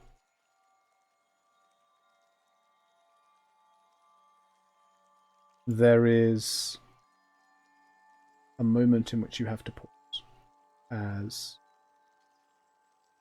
you do notice that going in the opposite direction to you is the last of the children, very quickly scampering around you and down towards the clearing that you've just come from. As the rustle in the bushes and the trees behind you, they vanish, and then you continue back up to the pond, which is now deserted.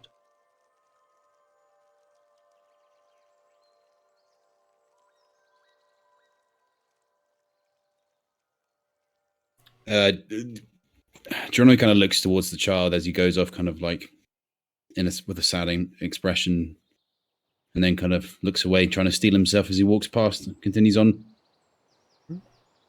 And what is your plan once you remerge by the pond? What do you want to do? I think the main thing now would be the west part of the city is where we've got to meet the cult, so we can try and figure out where they're going to. Oh, yeah, okay, never mind. So Geronimo's going to look towards Brannon. And he goes, "Hey, Hatsi, yeah, I remember you once said you could make yourself look like somebody else, right?" Yes, I can. As long as they're not too small or too big. Do you think you can make yourself look like Orello now that you've seen him? How tall was Orello? He's about the same size as the captain. Yeah. Sorry, that was an out of character question. How tall is he generally? Generally, he's just over 4 foot. Yeah, I'd probably looked a little big, but otherwise, yes. Because I think the best thing to do is for you to be disguise yourself as Orello and see if we can track you to the ritual place. Okay, but well, I don't mind doing that. And they said that they needed those little life energy orbs, right? So maybe we can figure out a way to, I don't know, does anybody know how to transmogrify shit? I don't even know what that word means. Is that even a word? Me neither. Yeah, you turn something into another thing, right? Not like alchemy. Yeah. You You can do something with magic, surely. I've heard about that sort of thing. I can't, but maybe we should ask around, see if we can find someone who can. Do what exactly? Turn them back, I suppose. Well, it's sort of, maybe if we get a little rock, we can make it look like one of those little pods that came from the tree, right? Because that's what they wanted. They wanted Orello to bring back the life things. Oh, I like that. So if you turn up and you're like, "Oh, I ain't got nothing," they'll be like, "Oh, Orello, you got to go back over there and get the life pods. We need them for the ritual." But instead, if you turn up with them, then we got a way in. A fake way in, but a way in still.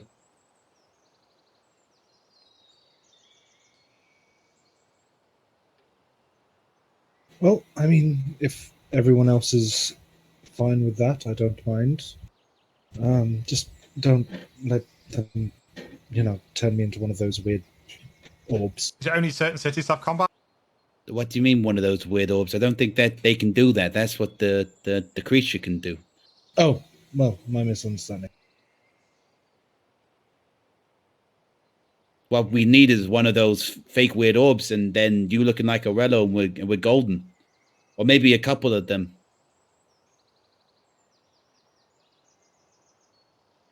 Well, I certainly cannot do it. Yeah, this is where we need some magic like prestidigitation or something.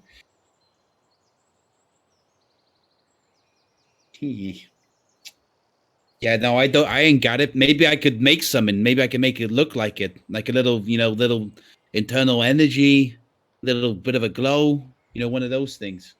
Aye. I mean, I could get it to, shine a bright light. Maybe I can do that. Maybe it would work. Painted orange or something. Yeah, it could do. I could definitely make a good job of it, that's for sure. Make a couple of them. Maybe if we go to the ironmongers, maybe I can make something.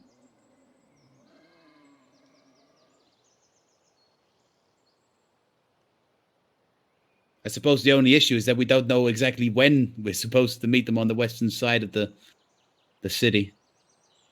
Do you want me to just make myself look like him now and then continue? I mean, I can do it for about 6 hours, but... Nah. We need to make sure that we got the stuff first. We ain't prepared. We need the captain as well. That's true. My suggestion is we got to go get some supplies so I can maybe make stuff. I'd probably estimate I need a bit of metal. And then we kind of need something to make it glow. I mean, I can make it glow. But we need to make it look realistic. We also need to tell the Kenku about what happened. Oh, yeah, that's true. Yeah, we also need to tell them that they need to move the orphanage. Well, I think with the object, I might be able to, at least while we hand it over, make it seem realistic. I can, play a little illusion. Yeah, but obviously I gotta if I make it look as realistic as possible, then your illusion's gonna only be that much stronger, right? Exactly. Yeah, that's teamwork. Yeah, Hetzy and Toasty making object together, fooling the cultists. I really don't think we need a theme song. Are you sure? Never. I enjoyed singing that. Maybe Captain would love it. Oh, the captain would certainly love it. Okay, I think we're heading back now. Yeah, we're gonna head back. Perhaps you can sing it for him tonight in your bunk beds. Oh yes, I'm just imagining Geronimo just sitting there going. He starts singing it, and then he's told off by Durgus, and then he starts singing it quietly, and he's still told off, and then he just starts humming it. Donkey. I mean Geronimo. I think actually this is a good point for us to call the session. With the return to New Haven, and a plan in mind for what you intend to do next session, so we can start next session with a reminder of what your plan was, and then begin with the return of Durgus, hopefully, and kind of instigating or setting that plan into motion. How's that sound? Sounds good to me. Sounds good. Sounds like a plan. Excellent. In which case we will go through some end of session stuff, as we always do. So obviously you have your bonds, players, and I would like to know if anyone feels that they have resolved any. Gavin, you haven't got a short or a long term. I don't think you sent me any. That's fine. No, I haven't. Jake, I don't think I. Jake, I don't. Narrative bond. I was going to say just quickly, Jake, I don't think I got a long term from you, but maybe I'm wrong. No, you don't. I haven't done that. No, that's fine. I just wanted to make sure that wasn't me being slow. Say that again. Sorry. Jared. I believe I've solved my narrative bond. I believe you have as well. You have resolved the ghost situation with Marleo. Mm-hmm. So I don't think it's about Durgus, but we don't need him here. There is no way you haven't resolved the issue with Marleo. That is a completed circle, if you will. Nice. So we shall move that to your completeds, and I just sent you another long term. that's absolutely perfect. I'll take a look at it probably after the session. All good. All good. Does anyone else feel they've resolved any of their bonds? No. No, I don't think so. Okay. In which case, then, There's only one kind of final thing to do, which is obviously to thank everyone that is watching and still with us. We are going to carry on our tradition of raiding someone else and seeing if we can find someone interesting to throw all of you guys at, because that's how you share the love with D&D. So players, please do go off and find yourself an interesting looking D&D channel that you like the look of. There's a Northern Irish one, Ready Steady Crit. Do it. I do like references to Inslee Harriet. Skip past all these ones that got lots of viewers. I want to get right down to where the quality's at. It's Yeah, called right Harna. down into the sticks. Harnaa. Oh no, where? Oh, there they are. Yeah, okay. Ready, Steady, Crit, Newbie Patrol, Lost Dragons, Ice Spire, Mine. Okay. So they're doing Ice Spire and Fandelver. They've got a Tabaxi Bard, Lizard Folk Barbarian, Yonti Rogue, Eladrin Warlock. Yeah, I'm down for Ready Steady Crit. I do like that. Yeah, I like that. That's a pretty good combination of modules as well. I can vibe that. Okay, that's what we'll do then. So if I put that on full screen again, we're going to have the cringy me typing. We're going to raid their Hana. That. Okay, perfect. So please do hop on, join the raid, say some hellos, drop some follows if you like what you're hearing, and thank you again everyone for being with us. This will obviously all go onto YouTube. If anyone's not caught up, we have most of the episodes up there now, and there is many hours of just listening to if you'd like to enjoy that. But otherwise, have a fantastic rest of your week, enjoy your weekend, and we will be back again next Tuesday. Bye for now. Bye. Bye. Bye. Ta-ta. Ta-ta. See ya.